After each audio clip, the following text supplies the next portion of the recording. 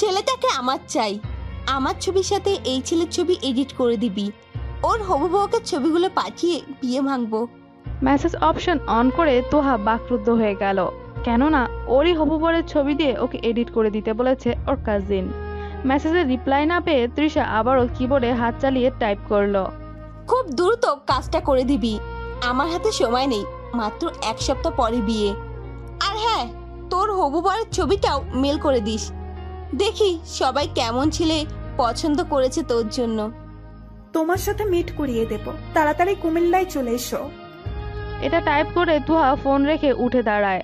Varsity থেকে ফিরেই ক্লান্ত থাকায় শুয়ে পড়েছিল, তাই দুপুরে আর খাওয়া হয়নি তুহার। ঘুম ভাঙতেই সময় দেখতে ফোনের স্ক্রিনে আনলক করতেই তৃষা আপুর মেসেজ ভেসে ওঠে। তুহা মোটামুটি ভালোই এডিট করতে পারে, তাই তৃষা এডিট করার জন্য নিজের চাচাতো বোনকেই বেছে নিয়েছে। অন্য কাউকে দিয়ে এডিট করালে সত্যিটা বের হয়ে যাওয়ার সম্ভাবনা বেশি। তুহা কখনোই একজনের গোপন কথা অন্য একজনকে বলবে না। মেসেজ চেক করে তুহা নিশ্চল চাহনিতে চেয়ে রইল। তুহা বিছানা ছেড়ে গোসল সেরে নিল, আধ ভেজা চুল নিয়েই খাবার বেড়ে রুমে ফিরল। খাবার শেষ করে রান্নাঘরে প্লেট ধুয়ে রেখে আসলো। হঠাৎ তুহার মনে হলো তৃষার সাথে কথা বলা উচিত। মেয়েটা একেবারে একগুঁয়ে জেদি টাইপের, যা একবার পছন্দ হয় সেটা নিয়ে কারোর সাথে আপোষ করবে না, তার লাগবেই। এই স্বভাবের জন্য তৃষা বাবা মায়ের কাছে অনেক বকা খায়, তবুও একটিমাত্র মেয়ে বলে ভালোবাসতেও কমতি রাখে না। তৃষা লেখাপড়া শেষ করে এখন চাকরিরত অবস্থায় আছে। বাবা মা ভাই ভাবি নিয়ে ঢাকাতেই থাকে। অফিসেরই এক কলিগকে তার মনে ধরেছে, কিন্তু ছেলেটার কাছ থেকে কখনো কোনোরূপ সাড়া পায়নি। আর না সে সরাসরি প্রস্তাব দিয়েছে। আসলে কারো অ্যাটেনশন না পেলে কিভাবে তাকে প্রপোজ করবে সেটাই ভেবে পায় না তৃষা। বছরখানিক ধরে ছেলেটাকে পছন্দ করে, তার আগেই তার চাচাতো বোনকে তুহাকে বিয়ে দিয়ে দিচ্ছে, এটাতে তার কোনো মাথা ব্যথা নেই। বরং বাবা মা যখন তাকে বিয়ের কথা বলেছিল তখন সে উত্তর দিয়েছিল, যেদিন আমার মন বলবে আমার বিয়ে করা উচিত বা আমার কাঙ্ক্ষিত মানুষটাকে পেয়ে গেছি, সেদিন নিজেই তোদেরকে বলবো আমি বিয়ে করতে চাই। মেয়ের মুখে এমন কথা শুনে চরম বিরক্ত হলেন আয়না এবং আফসান সাহেব, কিন্তু মেয়ে অতিরিক্ত মাত্রায় জেদি হয় আর কিছুই বলতে পারলেন না। তুহার বিয়ের আর মাত্র 1 সপ্তাহ বাকি। পারিবারিকভাবেই বিয়েটা হচ্ছে। ছেলে মেয়ে দুজনের মতের ভিত্তিতে ব্যাপারটা বিয়ে পর্যন্ত গড়িয়েছে। তুহা তৃষার নাম্বারে ডায়াল করলো। দুবার রিং হওয়ার পর তৃতীয়বার কেটে দিয়েছিল তৃষা। মিনিট 10 পর তৃষা নিজেই ফোন করলো। তুহা অযথা কথা না বলে সোজা সাপটা প্রশ্ন করলো, তুমি কি ছেলেটাকে ভালোবাসো, যার ছবি এডিট করে দিতে বলছো? তৃষা শব্দ করে হেসে উঠল, যেন তুহা কোনো মজার প্রশ্ন করেছে। পরক্ষণে মুখের চওড়া হাসি মিলিয়ে তৃষা জবাব দিল, আমার সম্পর্কে তুই ভালো করেই জানিস, কাউকে পছন্দ না হলে আমি তাকে পাত্তাই দিই না। আর ছেলেটাকে নিজের করে চাইছি, তার মানে নিশ্চয়ই সে পছন্দর ঊর্ধ্বে। তুহা মুখ গোল করে নিঃশ্বাস ছেড়ে বলল, আর ছেলেটা, সেও কি তোমাকে ভালোবাসে? তৃষা ধমকে উঠল তুহাকে, রাগচটা ভাবে বলল, ছেলেটা কি ভাইয়া বলে ডাকবি? 2 দিন পর দুলাভাই হবে তোর। না জানি তোর সাথে সাথে আমাকেও বিয়েটা সেরে ফেলতে হয়। তুহা স্বাগতোক্তি কণ্ঠে বলল, আমার প্রশ্নের উত্তর পেলাম না, সেও কি তোমাকে ভালোবাসে? তৃষার সহজ স্বীকারোক্তি। না। তুহা ফোঁস করে আবারও শ্বাস ফেলে বলল, তবে তাকে নিজের করতে চাইছো কেন? তৃষা খানিকটা বিরক্ত হয়েই বলল, ছোটদের মতো থাক, বড়দের মতো এত প্রশ্ন করিস না। তোকে যে কাজটা দিয়েছি সেটা রাতের মধ্যে কমপ্লিট করবি। তুহা কোনো উত্তর দিল না, চুপ করে রইল কিছু সময়। তৃষা ফোন কেটে দিতে গিয়েও কিছু একটা মনে করে কোমল কণ্ঠে বলে উঠল, মন খারাপ করে না পাখিটা, আসলে আমি ইভানকে অনেকটা মনে জায়গা দিয়ে ফেলেছি। তুই ঠিকঠাক কাজটা করে দিস। আর হ্যাঁ, কাজটা পারফেক্ট হওয়া চাই, যাতে চট করে সহজে কেউ বুঝতে না পারে। এটা এডিটের ছিটেফোঁটা থাকতে পারে। তৃষা লাইন কেটে দিতে তুহা ভাবনায় মত্ত হয়ে গেল। তার এখন কি করা উচিত ভেবে পায় না। তৃষা একগুঁয়ে স্বভাবের, তার কাছে সবার আগে তার রাগ আর জেদ। সেটা সবার ক্ষেত্রেই প্রযোজ্য। তৃষার কথাটা তো শুনলো, এবার ইভানের কথাও শোনা উচিত, কারণ সম্পর্কটা তাদের তিনজনকে নিয়েই, আর এখানে বড়রাও জড়িত আছে। ফোন থেকে ইভানের নাম্বারটা লিস্ট থেকে খুঁজে নিয়ে আড়ষ্টভাবেই নাম্বারটাতে চাপ দিল। এতটা জড়তার কারণ, বিয়ের কথা হওয়ার পর থেকে দুজন সামনাসামনি কথা বললেও ফোনে কথা বলা হয়নি। নাম্বারটা যোগাযোগের জন্য আদান প্রদান করা হলেও যোগাযোগটা ঠিক হয়ে ওঠেনি। রিং হওয়ার কয়েক সেকেন্ড অতিবাহিত হওয়ার পরই শান্ত, স্নিগ্ধ, ভরাট পুরুষালী কণ্ঠস্বর ভেসে আসলো। হ্যালো। তুহা রিনরিনের চিকন কণ্ঠস্বরে জবাব দিল। ইভান? ওপাশ থেকে হ্যাঁ সূচক মত পেয়ে তুহা বলল, আমি তুহা, আপনার সাথে জরুরি কিছু কথা ছিল। ইভান বেশ নম্রভাবেই উত্তর দিল। চিনতে পেরেছি, জরুরি কথাটা বলতে পারো। তুহা ইতস্ততভাবে বলল, আসলে কথাটাই এতটাই জরুরি যে সামনাসামনি কথা বলতে হবে। ইভানের চিন্তিত কণ্ঠস্বর শোনা গেল। কিন্তু আমি তো ঢাকায় আছি, অফিস থেকে বিয়ের 1 সপ্তাহ আগে থেকে ছুটি দেওয়া হবে না। এখন ছুটি নিলে পরে ছুটি পাবো না। তুহা শুষ্ক ঠোঁটজোড়া হালকা ভিজিয়ে নিল, নিভে যাওয়া কণ্ঠে বলল, আজ বৃহস্পতিবার, কাল আপনার অফিস বন্ধ থাকবে। ঢাকা থেকে কুমিল্লা এইটুকু পথ আসতে পারবেন না। আসলে কথাগুলো অনেক জরুরি। ইভান ফোঁস করে শ্বাস ফেলে বলল, আচ্ছা ঠিক আছে, আর কোনো কথা আছে তোমার? তুহা বলল, না। ইভান লাইন কেটে দিল। তুহা বারান্দা থেকে উঠে বসার ঘরে চলে এলো। আজই বড় চাচা চাচি ঢাকা থেকে আসার কথা, সাথে তুরাগ ভাইয়া আর প্রমি ভাবিও আসবেন। তৃষা আপু বিয়ের 2 দিন আগে আসবেন, যখন অফিস থেকে ছুটি পাবে তখন। এতক্ষণে আধভেজা চুল প্রায় শুকিয়ে এসেছে।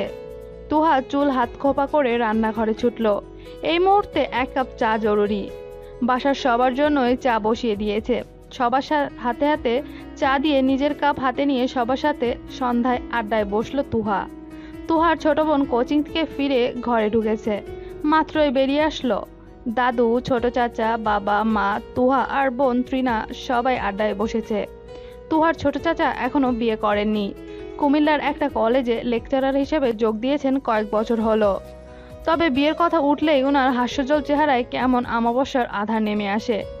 রাদীপ বলল, হ্যাঁ রে তোহা, তুই তো বিয়ে করে এবারে ছেড়ে চলে যাবি। এখন সব মায়া আমাদের উপর থেকে উঠে শ্বশুরবাড়ির লোকদের জন্য হবে। তুহা চায়ে টুকরো চুমুক দিয়ে হেসে উঠল ছোট চাচার কথায়। পরক্ষণে মুখের হাসি মিলিয়ে গেল। এখনো বিয়েটা অনিশ্চিত। আগে ইভানের সাথে কথা বলবে, তারপর যা সিদ্ধান্ত নেওয়ার তুহা নেবে। পরিবারকেও তো তার সিদ্ধান্তের কথা জানাতে হবে। ত্রিনা অলস ভঙ্গিতে বলল, আপদ বিদায় হলে সবার সব ভালোবাসা আমি একাই পাবো। তুহা সরু চোখে তাকিয়ে দেখলো সবাই মিটিমিটি হাসছে। ত্রিনা বোনকে আরেকটু জ্বালানোর জন্য বলল, আমারও তো ইচ্ছা করছে আজই বিদায় করে দিই। তুহা মেকি রাগ দেখিয়ে ত্রিনাকে একটা গাঁটটা মেরে নিজের ঘরে চলে আসলো। বড় চাচারা আস্তে আস্তে রাত 8টা বাজবে বলে জানিয়েছেন। রাতেই তুহার বড় চাচার পরিবার চলে এসেছে। খাবার টেবিলে বেশ আড্ডা দিল সবাই। সবার আড্ডার টপিক হলো তুহা আর ইভানের বিয়ে। তুহা যথারীতি খাওয়া শেষ করে ঘরে ফিরল। নিজের প্রয়োজনীয় পড়ায় চোখ বুলিয়ে শুয়ে পড়ল। সকালের মিষ্টি রোদ্দুর এসে গাল ছুঁয়ে দিতেই তুহা উঠে পড়ে। জানালার পর্দা সে নিজেই ইচ্ছেকৃত সরিয়ে রেখেছিল রাতে, যাতে করে সকালের গাছের ফাঁক করিয়ে আসা টুকরো রোদ্দুর আর স্নিগ্ধ সকালের মিষ্টতা গ্রহণ করতে পারে। আড়মোড়া ভেঙে ফ্রেশ হয়ে আসলো তুহা। ফোনে একটা মেসেজ চোখে পড়ল। ইভানের নাম্বার থেকে এসেছে। আমি রাতেই কুমিল্লায় ফিরেছি, সকাল 10টায় দেখা করব। আমাকে আবার বিকেলের বাসেই ঢাকায় ফিরতে হবে। তুহা কোথায় দেখা করতে হবে সে জায়গার নাম টেক্সট করে দিয়ে নাস্তা করতে চলে গেল। নাস্তা শেষে প্রমির সাথে আড্ডা দিল কিছুক্ষণ। গায়ে সাদা চুড়িদার জড়িয়ে রেডি হয়ে ফ্রেন্ডের সাথে দেখা করার কথা বলে বাসা থেকে বের হলো। রাস্তা থেকে একটা রিক্সা ডেকে নিয়ে গন্তব্যের উদ্দেশ্যে পাড়ি জমালো। তুহা রেস্তোরাঁর একটা ফাঁকা টেবিলে বসে ইভানের অপেক্ষায় বসে আছে। 10টা বাজতে আর মিনিট 2 বাকি। অপেক্ষার অবসান ঘটিয়ে তুহার সামনাসামনি চেয়ারে এসে বসে পড়ল একটা বলিষ্ঠ দেহের সুদর্শন পুরুষ। সূর্যের তেজে শরীরে ধূসর রাঙা শার্ট ভিজে শরীরের সাথে আটকে আছে। ঘামাক্ত মুখ টিস্যু দিয়ে মুছে নিয়ে সামনে তুহার দিকে তাকালো। উজ্জ্বল শ্যামবর্ণ হালকা লম্বাটে মুখশ্রীতে চাপদারির আভাস। মনে হচ্ছে শেভ করেছে 2 দিন আগে। গায়ে ছাইরাঙা শার্ট যেন তার চেহারা আরো উজ্জ্বল করে তুলছে। এই মুহূর্তে ইভানকে এক চমৎকার পুরুষ মনে হচ্ছে তুহার কাছে। ইভানের গলা খাকি দিয়ে ওঠার শব্দে তুহা নিজেকে সামনে নিল। ইহান বলল, কি খাবে? তুহা ভনিতা না করেই বলল। কোল্ড কফি হলেই চলবে। ইভান অর্ডার দিয়ে দুহাত টেবিলে রেখে বলল। এবার তোমার জরুরি কথা বলতে পারো। তুহা আমতামতা করে বলল, আসলে তৃষ্ণা আপু মানে আমার বড় চাচ্চুর মেয়ে আপনাকে পছন্দ করে। ইভানের কপালে ঈষৎ ভাঁজ দেখা গেল। পর মুহূর্তে বলল, একটা সম্পর্ক পারিবারিকভাবে এগোতে গেলে সবারই পছন্দ থাকা লাগে। তুহা তড়িৎ গতিতে জবাব দিল, না, আপু আপনাকে একান্ত ব্যক্তিগতভাবে পছন্দ করে। আপনি বুঝতে পারছেন তো আমি কি বোঝাতে চাইছি? আপনি আপুকে চেনেন, আপনারই কোয়ালিক, উনি আপনাকে পছন্দ করেন। আপনি যদি উনাকে পছন্দ করে থাকেন তবে আমি বাসায় জানিয়ে দেব আপনাকে আমার পছন্দ হয়নি। কলিগের কথা বলায় ইভানের মনে পড়ে গেল তৃষা নামের মেয়েটির কথা। মেয়েটার চাল চলনে ইভান এটা বুঝতো যে মেয়েটা তাকে পছন্দ করে, তবে ইভান এতদিনে নজর দেয়নি। তবে এখন ব্যাপারটা এরকম পর্যায়ে চলে যাবে সেটাও ভাবতে পারেনি। চোখে মুখে বিরক্তি ফুটিয়ে ইভান বলল, যদি তোমার বোনকে পছন্দ হতো তবে আমি তোমাকে বিয়ে করার জন্য মত দিতাম না। ততক্ষণে কফি চলে এসেছে। ইভান বলল, কফি শেষ করো আর বিষয়টা আরো ভালো করে ভেবে দেখো। তোমার যদি একান্ত ব্যক্তিগতভাবে আমাকে অপছন্দ হয়ে থাকে তবে বলতে পারো, কিন্তু বোনের দোহাই দেবে না। আমি তোমার বোনকে পছন্দ করিনি। তখনকার মতো কথা শেষ করে তুহা বাসায় ফিরল। সকালে তৃষাকে এডিট করা ছবি পাঠানোর কথা ছিল, এখন সেটার বদলে ইভানেরই একটা ছবি পাঠিয়ে টাইপ করলো, উনিই আমার হবু বর। কিছুক্ষণের মধ্যেই তুহার নাম্বারে কল আসলো। তৃষা ফোন করে তুহাকে জেকে ধরলো। তোর মাথায় সমস্যা আছে, কি সব আবল তাবল মেসেজ করছিস? তুহা বেশ স্বাভাবিকভাবেই জবাব দিল, আমি মজা করছি না। বিশ্বাস না হলে তুমি আম্মুর কাছ থেকে ছবি নিয়ে দেখতে পারো। তাছাড়া আমি তোমার ব্যাপারটা সম্পর্কে খোলসা হতেই ওনার সাথে সকালে দেখা করেও এসেছি। উনি বলেছেন তোমাকে পছন্দ করেন না। তৃষার মাথায় আকাশ ভেঙে পড়লো যেন।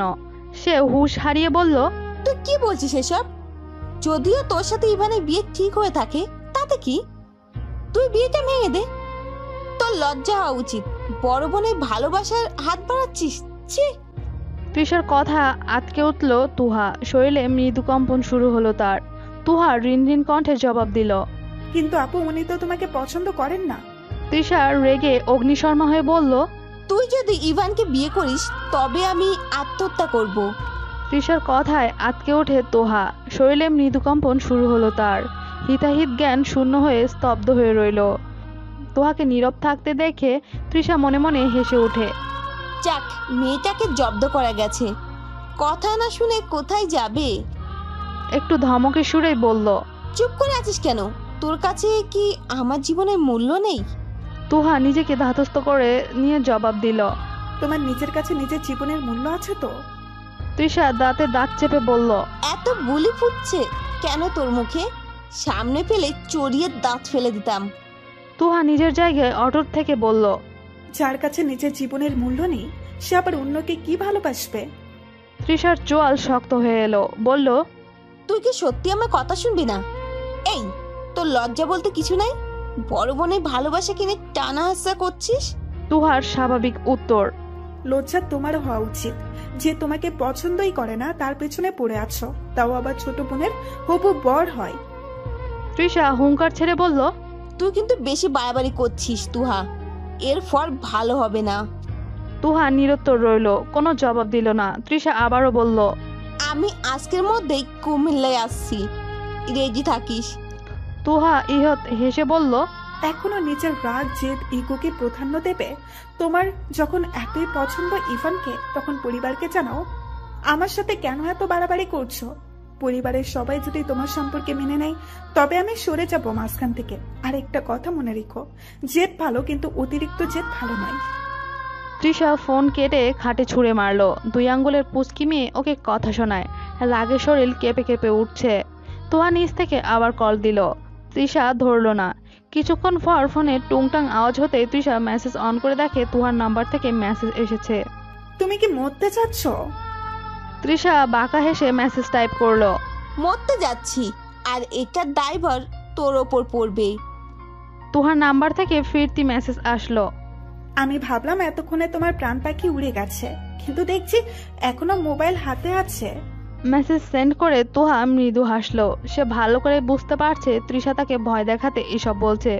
সবসময় রাগ জেদ খাটে না, নিজের ইগো ধরে রাখতে অন্যের জীবন তছনছ করে দিতে পারে তৃষা। এবারের মেসেজ দেখে তৃষার ইচ্ছে করছে মেয়েটাকে দু হাতে গলা টিপে মারতে। দু হাতে চুল খামচে ধরে বসে রইল তৃষা। বসকে ফোন করে ছুটি নিতে হবে। বাবা মাকে ব্যাপারটা জানালে তারা সাপোর্ট করবে না, যা করার তাকে কৌশলে করতে হবে, যার জন্য আগে কুমিল্লা যাওয়া দরকার। ফোন রেখে আপন মনে হাসতে হাসতে তুহা বসার ঘরে গেল। মা আর বড় চাচিকে রান্নাঘরে দেখে বাড়ির কর্ত্রীদেরকে বেশিরভাগ সময়তেই রান্নাঘরে দেখা যায়। দুই যা মিলে সবার জন্য দুপুরে রান্না বসিয়েছে। রান্না প্রায় হয়ে এসেছে। তুহা পা টিপে টিপে নিঃশব্দে হেঁটে প্রমির কাছে গেল। বাড়ির ছেলেরা কেউ এখন বাড়িতে নেই। ত্রিনা প্রমির ঘরেই বসেছিল। তুহা সহ তিনজনে মিলে আড্ডায় মেতে উঠল। প্রমি প্রশ্ন করলো, আচ্ছা তুহা, তুমি বিয়েতে কি পরবে, শাড়ি নাকি লেহেঙ্গা? তুহা কিঞ্চিত ভাবনার ভঙ্গিতে বলল, কি পরা চাই বলো তো? প্রমি বলল, তোমার কি পরতে ইচ্ছে করছে? তুহা বলল, বিয়ে মানে লাল রঙের শাড়ি, লেহেঙ্গা পরেও পরতে পারবো। আমার কাছে বিয়ের দিন নববধূ শাড়ি না পরলে ভালো লাগে না। প্রমি হেসে উঠে বলল, তাহলে তো ইভানকে বলে রাখতে হয় বিয়েতে তার বউয়ের লাল শাড়ি চাই। তুহার মেধহীন গাল দুটো রক্তিম হয়ে উঠেছে। খানিকটা লজ্জা পেয়ে প্রমিকে বলল, তুমিও না ভাবি সবকিছুতেই মজা নিতে ছাড়ো না। ট্রিনা গালে হাত দিয়ে বলল, কত কত শপিং করা বাকি আমার, কবে শপিং এ যাব? আর মাত্র 6 দিন বাকি আছে। আয়না রুমে ঢুকতে ঢুকতেই বললেন, বরের বাড়ি থেকে ফোন এসেছে, কাল সবাই মিলে শপিং করে আসবে তোমরা। আর তৃষাও নাকি আজই আসছে, অথচ কাল বললাম তখন আসলো না আমাদের সাথে। তৃষার আসার কথা শুনে তুহা আড়ালে ঠোঁট এলিয়ে হাসল। তৃষা যে কেন আসছে সেটা তুহার চেয়ে ভালো আর কেউ বলতে পারবে। এবার না হয় বড় বোনের সাথে সেও একটু খেলবে। সবসময় তার কোনো কিছু পছন্দ হলে সেই জিনিসটা ছোট হয়েও বড় বোনের জন্য ছেড়ে দিয়েছে। কিন্তু এটা জীবনের সবচেয়ে গুরুত্বপূর্ণ সিদ্ধান্ত, যা হেলা করা যায় না। তুহাও দেখতে চায় তৃষা কি কি করতে পারে। ত্রিনা মুখটা পাঞ্চে করে বিড়বিড় করে বলল, আসলেই শুরু হয়ে যায় হুকুম জারি করা, যত সব। আয়না পুনরায় চলে গেলেন রান্নাঘরে। ওরা তিনজন আবারও আড্ডায় মেতে উঠল। রাত 10টার আগেই তৃষা লাকেজ হাতে নিয়ে কুমিল্লায় ফিরল। বসের কাছ থেকে জোর করে ছুটি নিয়েছে। বস ছুটি দেবেন না বলেছেন। কয়েকদিন পর ইভান বিয়ের জন্য ছুটি নিবে আগেই বলে রেখেছে। এখন আবার 6-7 দিনের জন্য আরেকজনকে ছুটি দিতে চান না। তবুও তৃষা গার্ড ধরে বসে আছে। এমনিতে সে কখনো কাজে ফাঁকি দেয় না, আর না অফিস থেকে অযথা ছুটি নেয়। এরকম নানা ধরনের কথা বলে বসকে কনভিন্স করে ছুটি নিয়েছে 5 দিনের জন্য। বাকি 2-3 দিন প্রয়োজন হলে যাবে না অফিসে। খাবার টেবিলে সবাই নিজেদের পছন্দ মতো তরকারি দিয়ে খাবার খাচ্ছে। তৃষার ছোট চাচা বলল, কাল ভাইয়া ভাবির সাথে আসলি না কেন তৃষা? তৃষা খাবার চিবোতে চিবোতে তোহার দিকে এক পলক তাকিয়ে বলল, বস কিছুতেই ছুটি দিতে চাইছিলেন না। ভাবলাম বোনটাকে আর হয়তো দেখতেই পাবো না, তাই এক প্রকার জোর করে অফিস থেকে ছুটি নিয়েছি। তুহা চুপচাপ খাবার গিলছে। তৃষার কথায় পাত্তা দিল না। তৃষা আবারও বলল, ছোট বোনটা বিয়ে করে নিচ্ছে, এবার মনে হয় লোকলজ্জার ভয়ে আমাকেই বিয়ে করে নিতে হবে। সবার চোখ মুখ খুশিতে চকচক করে উঠল। তৃষার বাবা আফসান বললেন, সত্যি তুই বিয়ে করবি? পছন্দের ছেলে থাকলে বল, আমরা কথা বলে নিয়ে তোদের 2 বোনের বিয়ে একসাথে দেব ধুমধাম করে। তৃষা মাথা তুলল না, স্বাভাবিকভাবে উত্তর দিল, আমার কোনো পছন্দ নেই, তবে এখনই বিয়ে করতে চাই না। আগে বোনের বিয়েতে চিল করি, পরে না হয় নিজের বিয়ে করব। একসাথে দুটো বিয়ে হলে মজা করতে পারবো না। তুহা অবাক হলো তৃষার কথায়। সে ভেবেছিল তৃষা ইভানের কথা বলবে, কিন্তু তৃষা সেরকম কিছুই বলল না। তৃষার মুখের দিকে তাকিয়ে দেখলো তৃষা তার দিকেই তাকিয়ে আছে।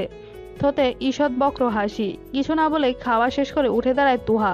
তুহার মা বলল, তৃষা, তোমার জন্য উপরের কোণার ঘরটা পরিষ্কার করে দিয়েছি, তুমি খেয়ে সেখানে চলে যেও।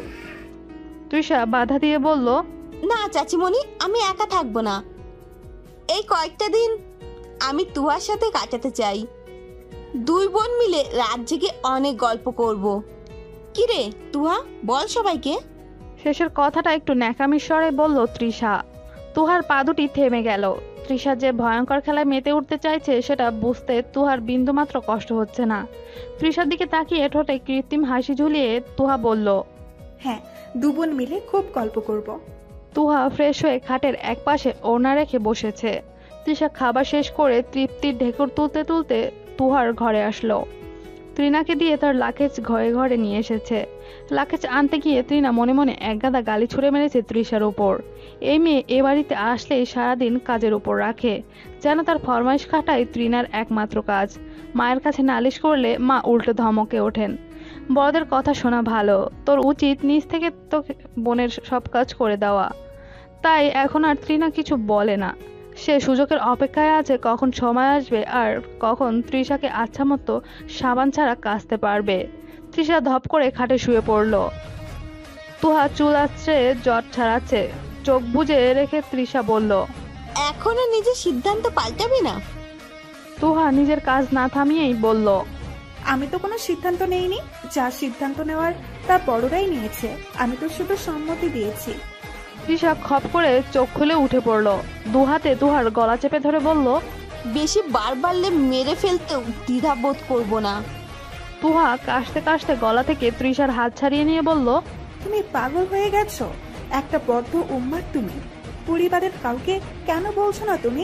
এবার কিন্তু আমি সবাইকে সবটা জানাতে বাধ্য হব। তৃষা তুহার গালে সজোরে চর বসিয়ে দিয়ে বলল, কেউ কিছুই জানবে না। আমাকে খারাপ বানানোর চিন্তায় আছিস? আমি ইভানকে নিজের করব, আর সব দোষ এসে তোর ঘাড়ে পড়বে। আচ্ছা, তুই ভয় পাচ্ছিস আমার সাথে একা লড়তে? তাই তো সবাইকে সবটা জানাতে চাচ্ছিস, তাই না? তুহা গালে হাত দিয়ে মাথা নিচু করে রইল। চোখ দুটো টকটকে লাল বর্ণ ধারণ করেছে। হাত থেকে চিরুনি পড়ে মাথার চুলগুলো এলোমেলো হয়ে আছে। চোখ তুলে তৃষার দিকে রোশানো দৃষ্টি দিতে তৃষা আরেকটা চর দিতে গেল। তুহা তৃষার হাতের কবজি চেপে পেছন দিকে মুচড়ে ধরে দাঁতের দাঁত চেপে বলল, তুমি যেই বংশের মেয়ে, আমিও সেই বংশেরই মেয়ে। তোমার শরীরে যেই রক্ত টকবক করে ফুটছে, আমার শরীরেও সেই একই রক্ত আছে, ভুলে যেও না। তাই আমাকে নিজের থেকে কোনো অংশে কম মনে করো না। তুমি আমাকে কি বললে? আমি তোমার সাথে একা লড়তে ভয় পাচ্ছি? এবার তো দেখতে হচ্ছে কার দাম কতটুকু, দেখি তুমি কত নিচে নামতে পারো। বড় হয়েছে বলে ছাড় পেয়েছ, নয়তো আমার হাত এতক্ষণ তোমার হাত ছাড়িয়ে গালে ফুটত। কিন্তু আমি এতটাও বেয়াদব না, আবার ভালোও না, কথাগুলো মাথায় রেখো। তুহা হাত ছেড়ে দিতে তৃষা ব্যথা মৃত্যু আর্তনাদ করে উঠল। ফোঁস করে শ্বাস ফেলছে, যেন রক্তচক্ষু দিয়ে এখনই তুহাকে ভস্ম করে দেবে। তুহা নিচ থেকে চিরুনি তুলে গুনগুন করে গান গেয়ে চুলে চিরুনি চালাচ্ছে, যেন এখানে কিছু হয়নি। বিলীন হয়ে মেদিনীর বুকে ধরা দিয়েছে হরিদস্য। ভোরের মৃদু আলো শেষে কমলা রঙের আভা ছড়িয়ে বৃত্তাকার সূর্য চোখ মেলে তাকায়। সকাল সকাল মিষ্টি কিরণ দিলেও বেলা গড়াতেই তার উপচে পড়া তেজ ঢেলে দিচ্ছে ধরণীর বুকে। নিস্তব্ধতা কেটে গিয়ে ভোরের পাখিদের কলকল ধ্বনি মুখরিত করলো চারিপাশ। সূর্যের তেজ বাড়ার সাথে সাথে মানুষের আনাগোনা শুরু হয় রাস্তায়। জানালার পর্দাগুলো মৃদুমন্দ বাতাসে দুলছে। জানালার কাঁচ খোলা থাকায় এক চিলতে রোদ্দুর এসে উকি দিচ্ছে রুমের আনাচে কানাচে। ঘুম ভাঙতেই ঠোঁটে মিষ্টি হাসি নিয়ে চোখ পিটপিট করে তাকালো তুহা। হাই তুলে খাট থেকে নামলো। পাশেই শুয়ে আছে তৃষা। তুহা বারান্দার দরজা সহ সব জানালা খুলে পর্দাগুলো সরিয়ে দিচ্ছে। প্রতিদিন রাতে সে একটা জানালার কাঁচ খোলাই রাখে, যেটা দিয়ে মিষ্টি রোদ্দুর এসে তাকে ছুঁয়ে দিয়ে ঘুম ভাঙায়। বাকি সব দরজা জানালা বন্ধ থাকে। সব দরজা জানালা খুলে দেওয়াতে পুরো রুম রোদের আলোয় ঝলমলিয়ে উঠেছে। সূর্যের কিরণ তির্যকভাবে এসে ড্রেসিং টেবিলের আয়নায় পড়েছে। সেখান থেকে আলো এসে তৃষার চোখে মুখে পড়ছে। মেয়েটা বিরক্তিতে চোখ মুখ কুচকিয়ে এপাশ ওপাশ করছে। শেষে বাধ্য হয়ে ঘুম ছেড়ে ওঠে। ততক্ষণে তুহা ওয়াশরুমে চলে গেছে। দরজা জানালা সব খোলা দেখে তৃষার মেজাজ খিচে গেল। রাতে ঠিক করে ঘুমাতে পারেনি, আর এখনও ঘুমাতে পারলো না। এমনিতেই তুহার উপর প্রচণ্ড রেগে আছে। তা এখন তেলে বেগুনে একসাথে হলে যেমন ছ্যাদ করে ওঠে, তেমনই হলো। উগ্রকণ্ঠে হাঁক ছেড়ে তৃষা বলল, ফালতু কাজ করে আমার ঘুমের ব্যাঘাত ঘটাতে চাইছিস? তুহা ওয়াশরুম থেকে তৃষার চেঁচামেচি শুনলেও উত্তর দিল না। নিজের মতো করে ফ্রেশ হয়ে নিল। হাতের তোয়ালে বারান্দায় মেরে দিতে যাওয়ার সময় তুহার চোখে মুখে অবজ্ঞার ছাপ রেখেই বলল, চাইলেই অন্য রুমে গিয়ে থাকতে পারো, কারোর জন্য আমার প্রতিদিনকার সকাল নষ্ট করতে পারবো না। ধপ করে আগুন জ্বলে উঠল তৃষার গায়ে, কিন্তু তুহাকে কিছুই বলল না। উঠে ওয়াশরুমে চলে গেল। গতরাতে ইভানের নাম্বার থেকে তুহার নাম্বারে কল আসাতে তৃষা ধরেই নিয়েছিল ওদের দুজনের মাঝে রোজই কথোপকথন হয়। তুহা নিজের সিদ্ধান্তের কথা জানাতে ইভানকে কল দিয়েছিল। ইভান কল ধরতে না পারায় নিজ থেকেই কল দিয়েছিল, যা তৃষার চোখে পড়ে। ইভানের কল আসার মুহূর্তে তৃষার চেহারাটা দেখার মতো ছিল। তুহা বেশ তৃপ্তি নিয়ে হেসেছিল। লোকটা একেবারে সঠিক মানুষের সামনেই কল দিয়েছে। তুহা ইভানের কল পেয়ে বারান্দায় উঠে যায়। 2 মিনিট কথা বলে বাকি 58 মিনিট বারান্দায় ফোন কানে নিয়ে কাটিয়ে দিয়েছে। তৃষাকে জ্বালাতে বড্ড আনন্দ লাগছে। তৃষাও ধরে নিয়েছে তুহা আর ইভানের 1 ঘন্টা যাবৎ প্রেমালাপ করেছে। কিন্তু বেচারা ইভানের কি সেই সময় আছে? সে তো তুহার কথা শেষ হওয়ার পরপরই ফোন কেটে দিয়েছে। এদিকে দুজনকে নিয়ে ভাবতে ভাবতে তৃষার ঘুমোতে দেরি হয়ে গেছে। খাবার টেবিলে তুরাগ বলল, কিরে তৃষা, তোর চোখ দুটো এমন লাল হয়ে আছে কেন? রাতে ঘুমাসনি? না গো ভাইয়া, ঘুম হবে কি করে? আমরা দুপুরে যে জমিয়ে গল্প করেছি, তারপর আমার ঘুম আসার পরও তৃষ্ণা আপু না ঘুমিয়ে আমার মাথায় বিলি কেটে দিয়েছে। তুহার কথা শুনে তুরাগের কাশি উঠে গেল। পানি পান করে বলল, তৃষা, আর চুলে বিলি কাটা অবিশ্বাস্য। তুহার মনে হচ্ছে সে একটু বেশি বলে ফেলেছে। তুষা থমথমে মুখে বলল, কেন? আমি বুঝি বোনটাকে আদর করতে পারিনি? 2 দিন পরেই তো একেবারে বিদায় হয়ে যাবে। আফসান বললেন, সে কি কথা মামুনি, একেবারে বিদায় হবে কেন? এটা তো তোহার বাড়ি, তাই বিয়ের পরও যখন ইচ্ছে সে বাড়িতে আসতে পারবে। তৃষা চিবিয়ে চিবিয়ে বলল, সেটাই। এরপর আর কার কথা শোনা গেল না। যে যার মতো খেয়ে উঠে গেল। বিকেলের দিকে বাড়ির সবাই বের হলো শপিং এর জন্য। বড়রা সবাই বাড়িতেই রইল। বাকি সব ছেলে মেয়েদের উপর দায়িত্ব দিয়ে দিলেন। 2 বাড়ি থেকে শুধু ছোটরা আসবে। যেগুলোতে বড়দের প্রয়োজন আছে সেগুলোর লিস্ট তৈরি করে দিয়েছেন বড়রা। বেশ পরিপাটি হয়েই সবাই বেরিয়েছে। কোলাহলপূর্ণ রাস্তায় সাই সাই করে দুদিক থেকে গাড়ি আসা যাওয়া করছে। ঢাকা শহরের চেয়ে কুমিল্লার ট্রাফিক জ্যাম অনেক কম বললেই চলে। যথাসময়ে গাড়ি এসে থামলো শপিং মলের সামনে। ইভানের পরিবারের কেউই এখনো আসেনি। তাদের অপেক্ষাতেই সবাই মলের বাইরে দাঁড়িয়ে রইল। বেশিক্ষণ অপেক্ষা করতে হয়নি। 5 মিনিটের মাথায় একটা গাড়ি এসে থামলো। সেখান থেকে একে একে ইভানের ছোট ভাই রাফি, ছোট বোন মান্যতা, চাচাতো ভাই ও তাদের বউরা সহ সবাই নেমে আসলো। সবাই কুশালাদি সেরে ইভানের ভাবিরা তোহাকে নিয়ে ভেতরে প্রবেশ করলো। মান্যতা নির্বিশেষ চেয়ে রইল তৃষার দিকে। মেয়েটাকে কি সুন্দর লাগছে। তার ভাবি আর ভাবির বোন যেমন মিষ্টি দেখতে, তেমনি এই আপুটাকেও অনেক মিষ্টি দেখতে লাগছে। মান্যতা আগ বাড়িয়েই তৃষার সাথে কথা বলল, হাই আপু, আপনি তুহা ভাবির কি হন? কারো চিকন কণ্ঠস্বর কানে আসতে তৃষা পেছন ফিরে তাকায়। শ্যামলা চিপচিপে গড়নের একটা মেয়ে মুখে মৃদু হাসি রেখে তার দিকে তাকিয়ে আছে। তৃষা জবাব দিল, আমাকে বলছো? মান্যতা দ্রুত মাথা নেড়ে বলল, আপনাকেই বলছি। আমি ইভান ভাইয়ের ছোট বোন। আপনি তুহা ভাবির কি হন? তুহার কথা জিজ্ঞেস করাতে তৃষা বিরক্ত হলো। মুখে কৃত্রিম হাসি ঝুলিয়ে বলল, আমি তুহার বড় চাচার মেয়ে। আমার নাম তৃষা। মান্যতা ভুবন ভোলানো হাসি দিয়ে বলল, আপনি দেখতে অনেক সুন্দরী। তৃষা মুখে হাসি টেনে এদিক ওদিক তাকিয়ে উৎসুক হয়ে বলল, আমাকে যে কারোর সাথে মানাবে, তাই না? মান্যতা স্বভাবসুলভ হেসে মাথা নাড়ল। তৃষা ঠোঁটের হাসি আরেকটু প্রসারিত করে বলল, তোমার আমাকে ভালো লাগে? মান্যতা বলল, অনেক ভালো লাগে। তৃষা মান্যতার গালে হাত রেখে বলল, তোমাকেও আমার অনেক পছন্দ হয়েছে। শাড়িতে চোখ বোলাতে গিয়ে শপিং মলের আয়নায় তোহার নজর পড়ল। আয়নার দিকে তাকিয়ে অপলক চেয়ে রইল। মনের ভ্রম ভেবে একবার পেছন ঘুরে দেখল। না, সে ভুল দেখেনি। পেছনে দাঁড়িয়ে ঠোঁট নাড়িয়ে ইভান তার চাচাতো ভাইয়ের সাথে কথা বলে যাচ্ছে। চোখে মুখে বিরক্তির ছাপ। তার চাচাতো ভাই ইভানকে আবার কিছু একটা বুঝিয়ে চলেছে। তোহা চোখ ফিরিয়ে নিল। যদি ইভানের চোখে চোখ পড়ে যায় তবে তাকে বেহায়া ভাববে। আবারও শাড়ি দেখায় মনোযোগ দিল। ইভান কালই চলে যেতে চেয়েছিল ঢাকায়, কিন্তু সবাই মিলে আজকের জন্য আটকে রেখেছে। কুমিল্লায় যখন এসেছে তখন না হয় শপিংটাও করে যাবে। সবাইকে একটা গাড়িতে জায়গা হচ্ছিল না বলে ইভান পেছনে একটা সিএনজি দিয়ে এসেছিল। একটা শাড়িতে গিয়ে তোহার চোখ আটকে গেল। বেশি গর্জিয়াসও না আবার সিম্পলও না, কিন্তু দেখতে অনেক সুন্দর। তুহা হাত দিয়ে শাড়িটা ছুঁয়ে দিল। পেছন থেকে সবাই তাকে ডেকে নিয়ে 2-3টা শাড়ি একের পর এক তার কাঁধে দিয়ে দেখতে লাগতো কোনটাতে তাকে বেশি ভালো লাগে। শেষে একটা শাড়ি সবার পছন্দ হলো। সবাই এই শাড়িটাই নেবে বলে ঠিক করে। তুহা সবার পছন্দ হয়েছে বলে আর কিছু বলল না, সবার পছন্দে শাড়ি জানালো।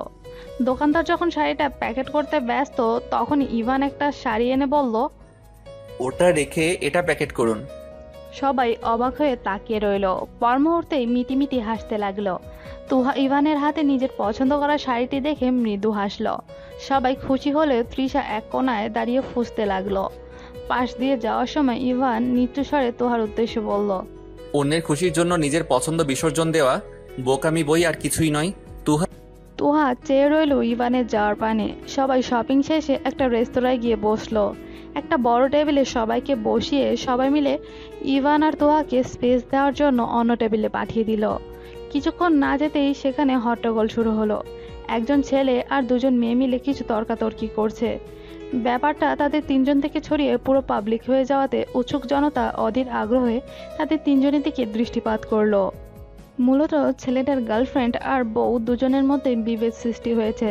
তাদের দুজনকে সামাল দিতে গিয়ে ছেলেটা প্যাচে পড়েছে, কারণ সম্পূর্ণ দোষ তার।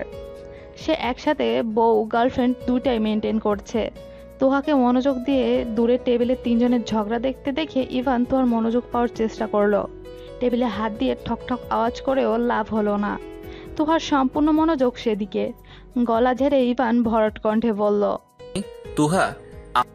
পুনরায় তুহা বলে ডাকতে তুহা হকচকিয়ে যায়। চোখে মুখে জড়তা। মিয়ে যাওয়া কণ্ঠে বলল, আমাকে ডেকেছিলেন? শুনিনি আমি। ইভান তুহার দিকে চোখ রাখলো। গাম্ভীর্যপূর্ণ কণ্ঠে বলল, আমার সম্পর্কে তোমার সবকিছুই জেনে নেওয়া উচিত। তোমার অতীত আছে কিনা আমি জানি না, থাকলেও আমার সমস্যা নেই। আমি আমারটা বলছি। ভার্সিটি লাইফের আমার একটা অতীত আছে, বর্তমানে যার কোনো অস্তিত্ব নেই আর না ভবিষ্যতে থাকবে। আমি চাইছি তুমি আগে থেকে সব জেনে নাও, পরে এসব নিয়ে আমি প্রবলেম ফেস করতে চাই না। তুহা চুপ করে ইভানের কথা শুনলো, জবাব দিল না। ইভান কপালে ভাঁজ ফেলে বিরক্তসূচক শব্দ করে তিক্ত কণ্ঠে বলল, সবকিছুতেই কি তোমার চুপ করে থাকার অভ্যেস আছে? আমি জানতে চাইছি তোমার কোনো প্রবলেম আছে কিনা আমাকে নিয়ে। তুহা ইভানের দিকে পূর্ণ দৃষ্টিতে তাকালো, আলতো হেসে জবাব দিল, নিজের জায়গা ধরে রাখার মতো সক্ষমতা আর আত্মবিশ্বাস আমার আছে। জবাবে ইভানও ঠোঁট এলিয়ে মৃদু হাসলো। খাবারের দিকে ইশারা করে তুহাকে বলল, দ্রুত খাবার শেষ করো, এখান থেকে আমাকে বাসে উঠতে হবে। তুহারা সবাই গাড়িতে চড়ে বসার পর সৌজন্য রক্ষার্থে ইভান একবার দেখতে গেল সবাই ঠিকঠাক বসেছে কিনা। সবাইকে দেখে নিয়ে এক পলক তুহার দিকে তাকালো। মেয়েটা জানালার দিকে মুখ করে বসে আছে। রাফি মান্নাতাকে খোঁচা মেরে বলল, আরেকটু চেপে বস। মান্নাতা রাফিকে চুপ করিয়ে বলল, রাফি বলদের মতো বলল, কিন্তু আমার তো এখন হিসু আসতেছে না বোন, আমি বাসা থেকে একেবারে হিসু সেরে এসেছি। মান্নাতা বিরক্ত হয়ে রাফিকে থাপ্পড় মেরে বলল, দিলি তো? ইভান ভাইয়া ভাবিকে লুকিয়ে দেখছে, আমি সেটাই দেখছিলাম আর তোকে চুপ থাকতে বললাম, আর তুই কি সব বলছিস? রাফি ভাব নিয়ে কলার ঝাঁকিয়ে বলল, অন্যের রোমান্টিক সিন না দেখে আমি নিজেই সিন তৈরি করব। আর তোর যদি এরকম কোনো ইচ্ছে টিচ্ছে হয় তাহলে আমাকে বলতে পারিস। ভাই হিসেবে বাবা মায়ের কাছে তোর বিয়ের জন্য সুপারিশ করব। সকালে ঘুম থেকে উঠে ওয়াশরুমে গিয়ে তোহার চোখ চড়কাজ। আয়নায় তাকিয়ে তার চুলের দিকে তাকিয়ে দেখছে লম্বা চুলগুলো বাঁকাতেরা হয়ে কাটা, কোমর থেকে 5-6 ইঞ্চি উপরে উঠে আছে। তুহা লম্বা চুল অনেক পছন্দের, তাই সে চুলে কোনো কাট দিত না, হালকা করে আগা ছেটে দিত। টলমল চোখে ক্রুদ্ধ হয়ে রুমে ফিরল। গত রাতে ঘুমানোর আগে তৃষা বলেছিল সারপ্রাইজ হিসেবে রইল। তবে এটাই ছিল তার কথার অর্থ। রুমে ফেরত এসে তুহা দেখল তৃষা উঠে পড়েছে। তুহাকে দেখে লম্বা হাসি দিল। তুহা কোনো দিকে না চেয়ে কাঁচি হাতে নিল। ড্রেসিং টেবিলের ওপরের ছিল, তাই আর খুঁজতে হয়নি। তৃষা কিছু বুঝে ওঠার আগে তার চুলে কাঁচি চালিয়ে দিল। তৃষা চুল টেনে ছাড়াতে যাওয়ায় চুল আরও বাঁকাতারা হয়ে গেল। তুহার চেয়ে দ্বিগুণ ছোট করে তৃষার চুলগুলো কেটে দিল তুহা। তর্জনী আঙ্গুল তুলে তৃষাকে শাসিয়ে বলল, ইট মারার পর পাটকেল খাওয়ার জন্য তৈরি থাকবে।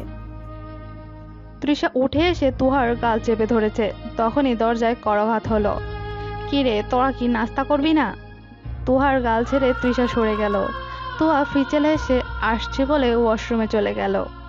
ব্যস্ত নগরী, অন্তরিক্ষে ছুটে চলা সাদা মেঘের ভেলা। মধ্যাহ্নের কারণে সূর্য একেবারে খাড়াভাবে মাথার উপর কিরণ দিচ্ছে, তবুও মানুষ থেমে নেই, ছুটে চলেছে জীবিকার তাগিদে। ঘমাক্ত শরীর নিয়ে রাস্তার ফুটপাত ধরে কাঁধে ব্যাগ চাপিয়ে হেঁটে চলেছে তুহা। রৌদ্রতাপে ঘমাক্ত হলদে ফর্সা মুখ লালচে বরণ ধারণ করেছে, চোখে মুখে ক্লান্তির ছাপ। ওনার ফাঁক দিয়ে কয়েক গাছি ছোট চুল এসে আছড়ে পড়েছে কপাল বেয়ে। গলা শুকিয়ে কাঠ হয়ে আছে। শুষ্ক ঠোঁট জোড়া ভিজিয়ে 2 আঙ্গুলের সাহায্যে চোখের উপরে উপচে পড়া চুলগুলো কানের পাশে গুজে দিল। রাস্তার অপর পাশে গেলেই রিক্সা নিতে পারবে। ভার্সিটির গেট থেকে সামনে কিছুটা হাঁটলেই রিক্সা পাওয়া যায়। ক্লাস শেষ হয়েছে ঘন্টাখানেক পূর্বেই। এত সময় ধরে বান্ধবীদের সাথে আড্ডা দিচ্ছিল, এখন যে যার বাসার উদ্দেশ্যে রওনা দিয়ে দিয়েছে। রাস্তার অপর পাশে এসে একটা রিক্সায় উঠে পড়ল তুহা। রিক্সা চালক পেছনে গিয়ে তুহাকে কপাল কুঁচকে বললেন, আফা আমি যাব না। তুহা আশেপাশে চোখ বুলিয়ে নিল। দৃষ্টিসীমার ভেতরে কোনো খালি রিক্সা চোখে পড়ল না।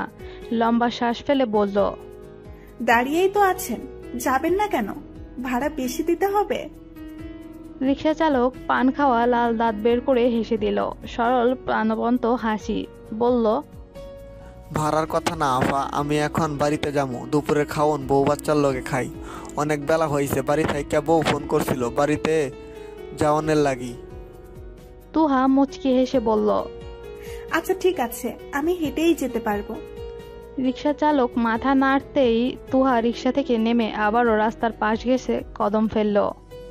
আচ্ছা, ইভানও কি বিয়ের পর এমন করবে? দুপুরে একসাথে খাওয়ার জন্য কি সেও বাসায় ছুটে আসবে? নিজের ভাবনা দেখে তুহা নিজেই অবাক হলো। ও কি ভাবছে? ইভান থাকবে ঢাকায় আর সে নিশ্চয়ই শ্বশুর বাড়িতে থাকবে। তবে ইভান কিভাবে আসবে? আপন ভাবনা ভাবতে ভাবতেই দীর্ঘ 30 মিনিটের পথ শেষ করে বাড়ির গেটে পা রাখলো তুহা। দরজা খুলে দিয়ে তুহার মা শাহিনুর জিজ্ঞেস করলেন, আজ এত দেরি হলো যে? সবাই তো কি রেখেই খেয়ে নিয়েছে।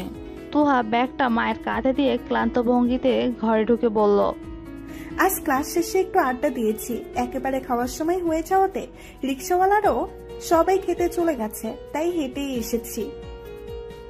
শাহিনুর চিন্তিত সুরে বললেন, সে কি, এই রোদের মধ্যে এতটা পথ হেঁটে এসেছিস? যা তাড়াতাড়ি গোসল সেরে আয়, আমি তোর খাবার দিচ্ছি টেবিলে। তুহা মায়ের কথায় সায় জানিয়ে রুমে ঢুকলো। তৃষা বেশ আয়েশ করে খাটে হেলান দিয়ে আচ্ছোয়া হয়ে ফোন টিপছে। চুলগুলো ঘাড় অব্দি করে ফেলেছে। নিশ্চিত সকালে নাস্তার পরই পার্লারে গিয়েছে। সকালে চুলের যে অবস্থা ছিল, বাসার কেউ দেখলে নানা রকম প্রশ্ন করত। তুহা নিজের চুলগুলো বাসায় বসেই যতটা পেরেছে সাইজ করে কেটে নিয়েছে। ওয়াশরুম থেকে গোসল সেরে চুল মুছতে মুছতে বারান্দায় গেল তুহা। হাতের তোয়ালে গ্রিলের সাথে মেলে দিয়ে খেতে চলে গেল। এর মাঝে তৃষা একবারও চোখ তুলে তাকালো না। খাবার শেষ করে তুহা ছাদে চলে গেল। দুপুর গড়িয়ে বিকেল নামলো, কিন্তু তুহা ছাদ থেকে নামেনি। এর মাঝে ছোট চাচা ছাদে আসলেন। তুহাকে একা একা ছাদে বসে থাকতে দেখে জিজ্ঞেস করলেন, এখানে একা একা বসে আছিস কেন? ছোট চাচার কথায় তুহার স্তম্ভিত ফিরল। চাচাকে দেখে একগাল হেসে বলল, এমনিতে এখানে ভালো লাগছে বলে বসে আছি, তুমি হঠাৎ ছাদে কি করছো? আমিও ঘরে বসে বোর হচ্ছিলাম, তাই ছাদে আসলাম। একটু খোলা হাওয়ায় মনটা যদি ফুরফুরে হয় সেই আশায়। যাক, এখন তবে দুজনে মিলে গল্প করা যাবে। তুহা মাথা নেড়ে হাসলো। কথার মাঝেই তুহা খেয়াল করলো তার চাচা রাদিফ এক দৃষ্টিতে তার দিকে কিছু একটা তাকিয়ে পরখ করছে। রাদিফের কপালে শুষ্ক ভাঁজ দেখেই তুহার মস্তিষ্ক সে কথার জানান দিল। রাদিফ তীক্ষ্ণ চোখে তাকিয়ে তুহার চুলে হাত দিল। চুলের আগা টেনে হাতে নিয়ে কৌতূহল কণ্ঠে জিজ্ঞেস করলো, তোর চুলের এই অবস্থা কেন? লম্বা চুলগুলোর একই অবস্থা। রাদিফের প্রশ্ন শুনে তুহা ভরকে গেল। চাচাকে কি জবাব দেবে ভেবেও সহসা কোনো উত্তর তার মস্তিষ্ক সাজাতে পারল না। উত্তর না পেয়ে রাদিফের কপালের ভাঁজ আরেকটু দৃঢ় হলো। পুনরায় প্রশ্ন করলো, চুলের এরকম অবস্থা কেন? তুহা মেকি হেসে বলল, আসলে খুব ইচ্ছে হচ্ছিল চুল ছোট করার, আগে কখনো করা হয়নি বলে আজ হুট করেই নিজে নিজে ছোট করে ফেলেছি। রাদীপের বিশ্বাস হলো না তুহার কথা। বাজ পাখির মতো দৃষ্টি নিক্ষেপ করে তিরিক্ষ মেজাজে বলল, তুই কবে থেকে আমার সাথে মিথ্যা বলা শুরু করেছিস? লম্বা চুল তোর অনেক পছন্দের, সেটা সবাই জানেন। মেজোভাবে 2 বছর আগে তোর চুল সমান করতে গিয়ে 1 ইঞ্চি বাড়তি কেটেছিল বলে তুই ভাত খাসনি, আর এখন প্রায় 6 থেকে 7 ইঞ্চি চুল কেটে ফেলেছিস। দুপুরে তৃষার চুল দেখলাম ঘাড় পর্যন্ত, জিজ্ঞেস করাতে বলল পার্লার থেকে কেটে এসেছে। তাটা মানা যায়, কারণ তৃষা কিছুদিন পরই চুল বড় হলেই নতুন নতুন কাট দিয়ে আসে। কি হয়েছে বলবি আমাকে? তুহার দৃষ্টি শীতল হলো, রেলিংয়ে হাত রেখে অদূরের দৃষ্টি রাখলো, নিজেকে প্রস্তুত করে নিল কিছু একটা বলার জন্য। রাদীপ উৎসুক হয়ে চেয়ে রইল তুহার পানে, মনে এক বুক আকাঙ্ক্ষা তার প্রশ্নের যথাযথ উত্তর পাওয়ার। মাঝখানে কেটে গেল কয়েকটা দিন, দেখতে দেখতে বিয়ের দিন ঘনিয়ে আসলো। মেহেদি রাঙা হাত উল্টে পাল্টে দেখছে তুহা। আজই ইভানের ঘরের ঘরণী হবে সে। ব্যাপারটা ভাবতে যতটা ভালো লাগা কাজ করছে, তার চেয়ে বেশি খারাপ লাগছে এই পরিচিত বাড়ি, মা বাবা, পরিচিত মানুষগুলোকে ছেড়ে যেতে হবে বলে। মুহূর্তে চোখ দুটো জলে সিক্ত হয়ে উঠল। কারো চিৎকারের আওয়াজ শুনে চোখ মুখ মুছে তুহা দৌড়ে গেল রুমের বাইরে। বিয়েবাড়ির আমেজে মেহমানে ভরপুর, সবাই এক জায়গায় বসে ভিড় জমিয়েছে। তুহা সেদিকে গিয়ে ভিড় ঠেলে দেখলো তুষা ফ্লোরে বসে দাঁত মুখ খিচিয়ে রেখেছে। কেউ নাকি কলার চামড়া ফেলেছিল। তুষা না দেখেই পা দেওয়াতে অসাবধানতাবশত পড়ে কোমরে ব্যথা পেয়েছে। তুহা নিজের রুমে ফেরত আসার সময় দেখলো তৃণা এক কোণায় দাঁড়িয়ে মিটিমিটি হাসছে। তুহার সন্দেহ হলো, তাই তৃণার কনমলা দিয়ে বলল, তুই করেছিস সেসব, তাই না?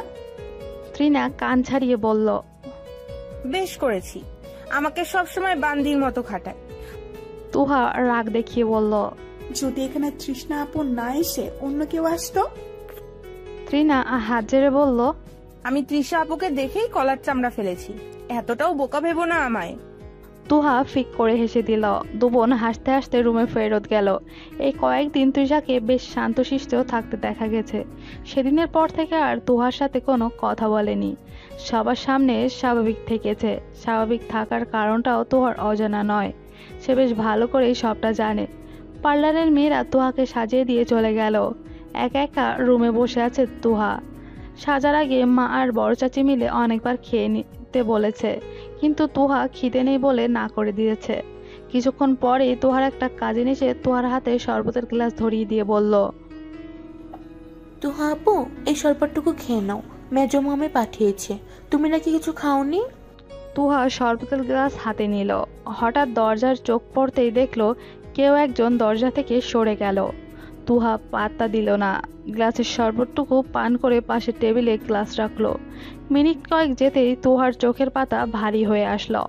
চোখের উপর যেন ওজন কিছু বসানো হয়েছে। তুহা চোখ খুলে রাখতে পারছে না, 2 চোখ ভেঙে ঘুম নামলো। খাটের সাথে হেলান দিয়ে সেখানে তুহা ঘুমিয়ে পড়ল। তুহা ঘুমিয়ে পড়তেই রুমে তৃষার প্রবেশ ঘটল, মুখে ক্রূর হাসি, যেন সে পুরো বিশ্ব জয় করে নিয়েছে। দরজা বন্ধ করে আস্তে আস্তে তুহার দিকে এগিয়ে গেল। তুহার গালে আঙ্গুল দিয়ে স্লাইড করে আশ্বাসের সুরে বলল, আহারে বোনটা আমার, আজ বুঝি তোর হবু বরটা আমার হয়ে যাবে। তোর জায়গায় আমি নববধূ হয়ে ইভানের ঘরে উঠব। আজ হবে আমার আর ইভানের ভালোবাসার রাত, আমার পৌষ মাস আর তোর সর্বনাশ। বলে তৃষা হাসতে লাগলো। পরক্ষণে তুহাকে টেনে বাথরুমে রেখে বাইরে থেকে ছিটকানি দিয়ে দিল। সেদিন তুহার শাড়ির মতো সেম ডিজাইনের একটা শাড়ি কিনে নিয়েছে তৃষা। সেটা গায়ে জড়িয়ে নিয়ে বলল, আমার ইভানের পছন্দের শাড়ি, আমি আজ মনের মতো করে সাজবো। তুমি আমার থেকে চোখ ফেরাতে পারবে না ইভান। আমার মোহে মুগ্ধ হয়ে ভুলে যাবে ওই দোষী কাল লাগিনকে। সাজ সম্পূর্ণ করে তৃষা একটা গাঢ় ওড়না মাথার উপর দিল। মুখ ঢেকে গেছে, কেউ দেখলে বোঝার উপায় নেই ঘোমটার আড়ালে কে আছে। তৃষা লম্বা ঘোমটা টেনে বসে রইল বিয়ের অপেক্ষায়, কখন সবাই এসে তাকে নিয়ে যাবে আর সে 3 কবুল বলে ইভানকে নিজের করবে। বিবাহ সম্পূর্ণ করে নতুন বউকে ঘরে তোলার পালা। ইভানের বাবা বেশ তাড়া দিলেন বউ নিয়ে তাড়াতাড়ি বাড়ি ফেরার জন্য। বেশ ভালোভাবেই সবটা মিটে গেল। বিয়ের সময়টাতে তৃষাকে আশেপাশে কোথাও দেখা গেল না, অবশ্য কারো তাতে খেয়ালও নেই। বিদায়ের সময় রাদিফ লম্বা ঘোমটার আবৃত তুহার মাথায় হাত রেখে বলল, আমি সব সময় তোর পাশে আছি। তোর ছোট চাচাকে যে কোনো মুহূর্তে স্মরণ করবি, সে তোর জন্য সব করতে প্রস্তুত। মুখে তৃপ্তির হাসি নিয়ে রাদীপ তুহাকে গাড়িতে তুলে দিল। সবার চোখে অশ্রু। তুহার বাবা মেয়েকে বিদায় দিয়েই দরজা আটকে রুমে ঢুকে গেলেন। এতক্ষণ নিজেকে ধরে রাখতে পারলেও এখন আর পারছেন না। বুকের ভেতর তীব্র যন্ত্রণা হচ্ছে। সমস্ত নিয়ম কানুন শেষে নতুন বউকে ফুলে সজ্জিত খাটে বসিয়ে সবাই চলে গেল। সবাই যাওয়ার পরই ইভান প্রবেশ করলো। ফ্রেশ হয়ে এসে এক পা করে এগিয়ে যাচ্ছে তার বিয়ে করা অর্ধাঙ্গিনীর মুখশ্রী দর্শন করবে বলে। দু হাতে ঘোমটা তুলে ইভানের ঘোমটা তুলতেই ইভানের কপাল কুঁচকে গেল। তার অর্ধাঙ্গিনীর চোখ বন্ধ রেখে বিড়বিড় করে ঠোঁট নাড়িয়ে কিছু পড়ছে। ভূত বেত আসর করলে যেমন দোয়া পড়ে তেমনি কিছু একটা পড়ছে মনে হচ্ছে।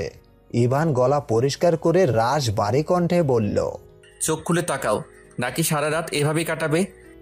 এক রাশ অস্বস্তি নিয়ে চোখের পাতা খুলল তুহা। ইভানের সাথে ৩-৪ বার দেখা হলেও আজকে কেমন অস্বস্তি আর লজ্জা ঘিরে রেখেছে তাকে। চোখ বন্ধ করে মনে মনে দোয়া পড়ছিল। বুক হাঁপানির ন্যায় ওঠানামা করছে, শরীর মৃদু কাঁপছে, যেন বাঘের খাঁচায় পড়েছে তুহা। ইভানের তীক্ষ্ণ চোখ একবার তুয়ার মাথা থেকে পা পর্যন্ত পরখ করে নিল। চোখ দুটো সরু হয়ে আসলো। তার অবচেতন মন বলছে মেয়েটার মধ্যে জড়তা কাজ করছে, অথচ বিয়ের আগে কতটাই না স্ট্রং দেখিয়েছিল নিজেকে। বিরক্তি ঝেড়ে ইভান বলল, এগুলো চেঞ্জ করে আসো। এভাবে আর কতক্ষণ? বিরক্ত লাগছে না তোমার? তুহা মাথা নেড়ে উঠে পড়ল। একটা শাড়ি সাথে প্রয়োজনীয় জিনিস নিয়ে ওয়াশরুমে চলে গেল। ইভান বিছানায় ছড়ানো ফুলগুলো ঝেড়ে নিচে ফেলে দিল। বিয়ের ঝামেলায় বড্ড ক্লান্ত সে। গত রাতেও ঘুমাতে পারেনি। এখন চোখ দুটোকে একটু বিশ্রাম দেওয়ার পালা। এতক্ষণে নিজেকে কিছুটা হালকা মনে হচ্ছে তুহার। বিয়ের সাজসজ্জা পরিবর্তন করে সুতির শাড়ি সঙ্গে জড়িয়ে নিল। মেকআপ ধোয়ার পর মুখের উজ্জ্বলতা যেন বেড়ে গিয়ে স্নিগ্ধ লাগছে। মাথায় আঁচল টেনে রুমে ঢুকল। খাটের দিকে চোখ পড়তেই দেখল ইভান শটান হয়ে শুয়ে পড়েছে। উপরের ফুল ঠিকই আছে, কিন্তু খাটের উপরের ফুল সব নিচে পড়ে আছে। তুহার ব্রু আপনা আপনি কুঁচকে গেল।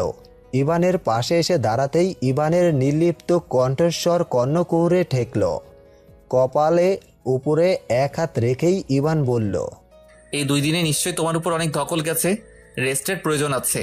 আপাতত ঘুমিয়ে পড়ো, আমিও বড্ড ক্লান্ত। তুহা আর কথা বাড়ালো না। সত্যি সেও ক্লান্ত একের পর এক ঘটনায়। ইভানের বিপরীতে মুখ করে একপাশে গিয়ে শুয়ে পড়ল তুহা। চোখের পাতা বুঝতেই মান সপটে ভেসে উঠল কিছু দৃশ্য।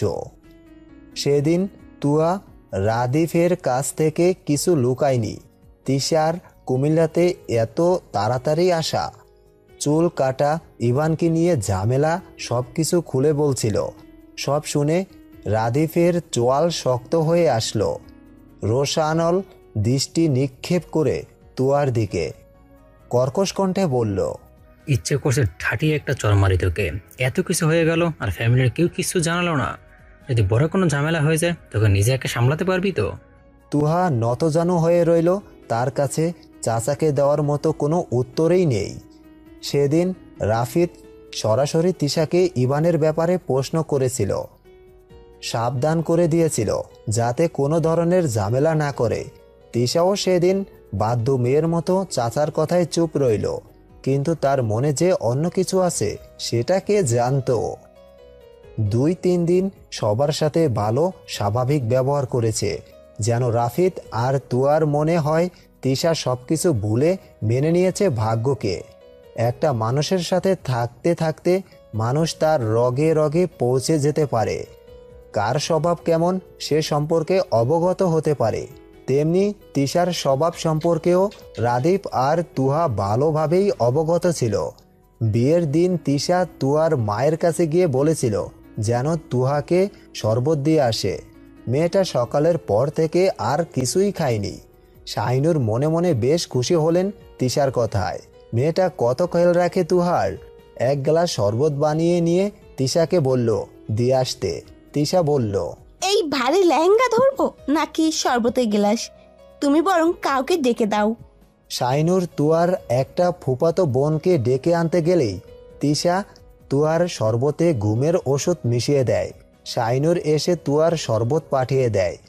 তিশা পিছু পিছু যায় শরবত হাতে নিয়ে। তুহা দরজার পাশ থেকে তিশাকে সরে যেতে দেখে কিছু একটা বুঝলো। একটু সরে গিয়ে শরবতটুকু খাটের নিচে ফেলে খালি গ্লাস উপর করে রাখলো। ঘুমের বান ধরে পড়ে রইল দেখতে যে তিশা কি করে। কোমরে আগেই ফোন গুজে নিয়েছে।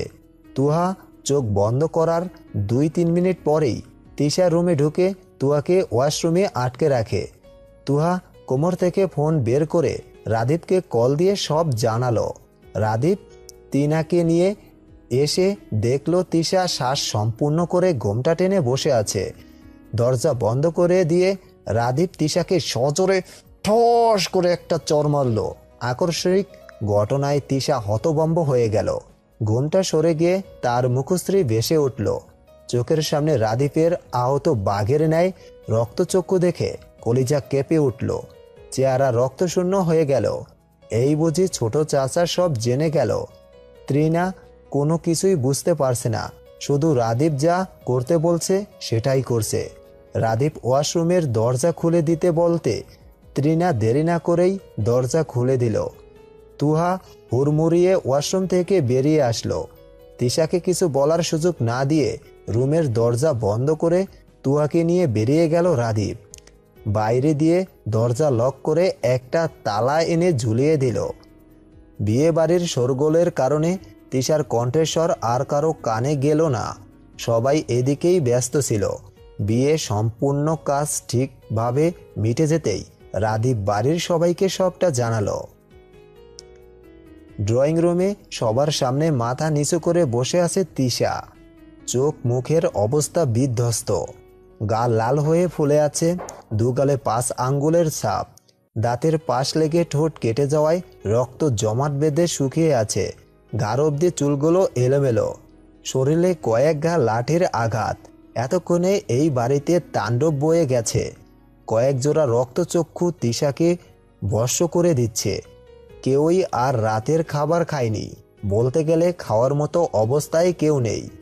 বাবা মা ভাই সবার হাতের থাপ্পড় চর খেয়ে চুপচাপ আছে তিশা।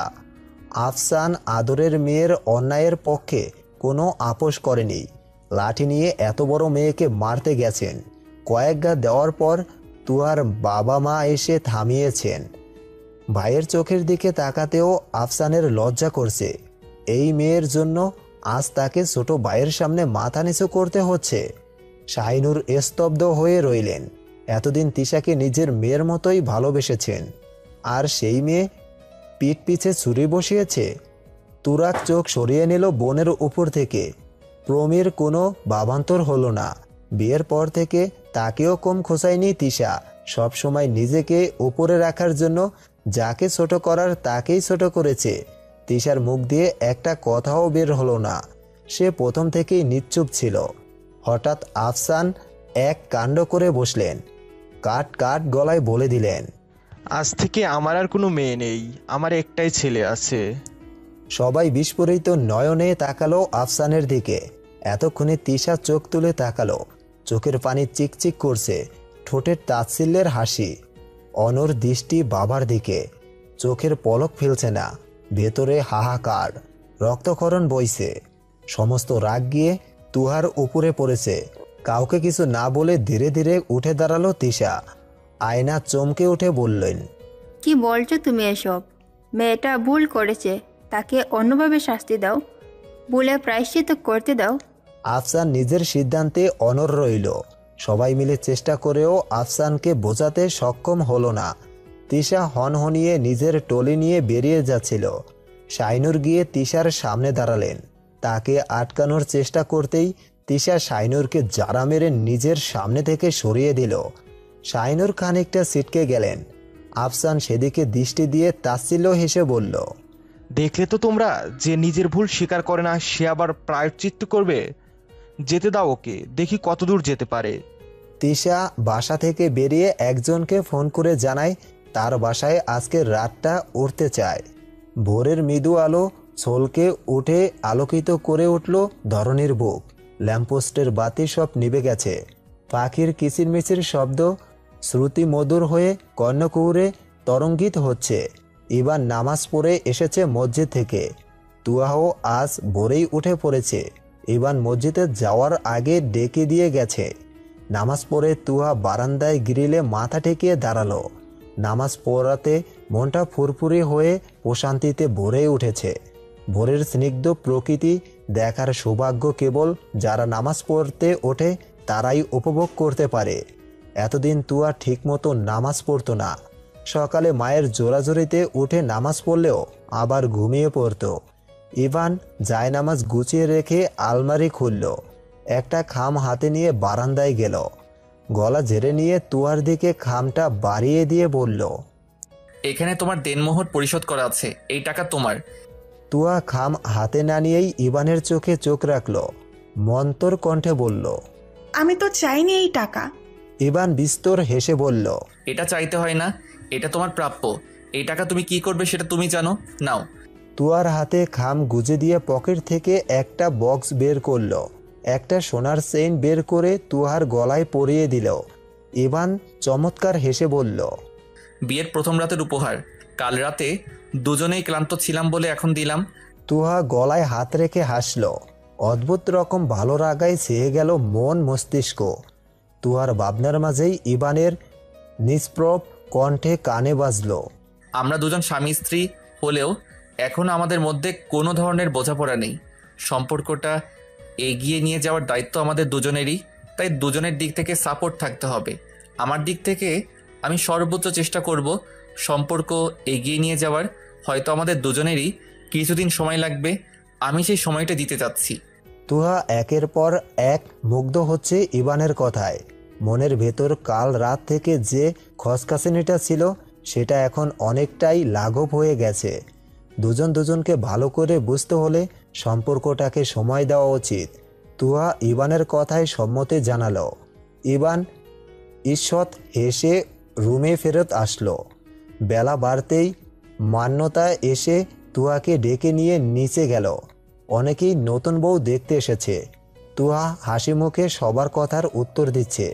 ঝলমলে রোদ্দুরের মাঝামাঝি আকারের বাড়িটিতে জাঁকজমকপূর্ণ মরিচবাতির আস্তরণ। উঠান সদৃশ্য অংশে প্যান্ডেল করে মেহমানদের খাবারের ব্যবস্থা করা হয়েছে। বাড়ির কর্তারা ছোটাছুটি করছে খাবারের তদারকি করতে। কোণের বাড়ি থেকে একে একে মেহমানরা সব এসে পড়েছে। ইভান ব্যস্ত ভঙ্গিতে সবার সাথে কাজে হাত লাগিয়ে যাচ্ছে। মেরুন রঙের পাঞ্জাবির হাতা গুটিয়ে উপরে ঠেলে রেখেছে। রৌদ্রতাপে ঘেমে নিয়ে একাকার। গায়ের পাঞ্জাবিটা ভিজে শরীরের সাথে লেপ্টে আছে। কিছুটা গরম লাঘব করতে গলার দিকের দুটো বোতাম খুলে রেখেছে। উজ্জ্বল শ্যামবর্ণ গায়ে লালচে আভা। হাসলে না গালে টোল পড়ে আর না গোছদাঁত দৃশ্যমান হয়। কেবল সরু চোখ দুটো ক্রমশ আরও সরু হয়ে আসে। এতেই তার সৌন্দর্য বেরিয়ে আসে। লোমশ হাতে বড় ডায়ালের ঘড়িটাও ঘামে ভিজে আছে। তুহা বাড়ির লোকের সাথে কথা বলতে ব্যস্ত। তার চোখ দুটো তিশাকে খুঁজে চলেছে। একটি বাড়ির জন্যও তিশাকে দেখেনি। ত্রিনা তুহার পেছনে দাঁড়িয়ে ফিসফিস করে বলল, কিছু ঘটে গেছে। তুহার কৌতূহলী চোখ উৎসুক হয়ে চাইল তিনার পানে। তিনা সংক্ষেপে গতকালের ঘটনা খুলে বলতেই তুহা অবাক হয়ে বলল, তৃষাপুকে কেউ আটকায়নি।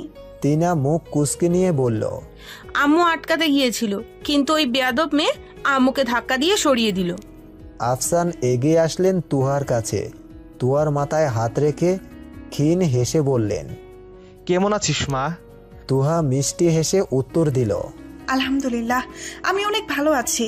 তোমরা সবাই কেমন আছো? আফসান আগের মতোই হেসে মাথা নাড়ালেন।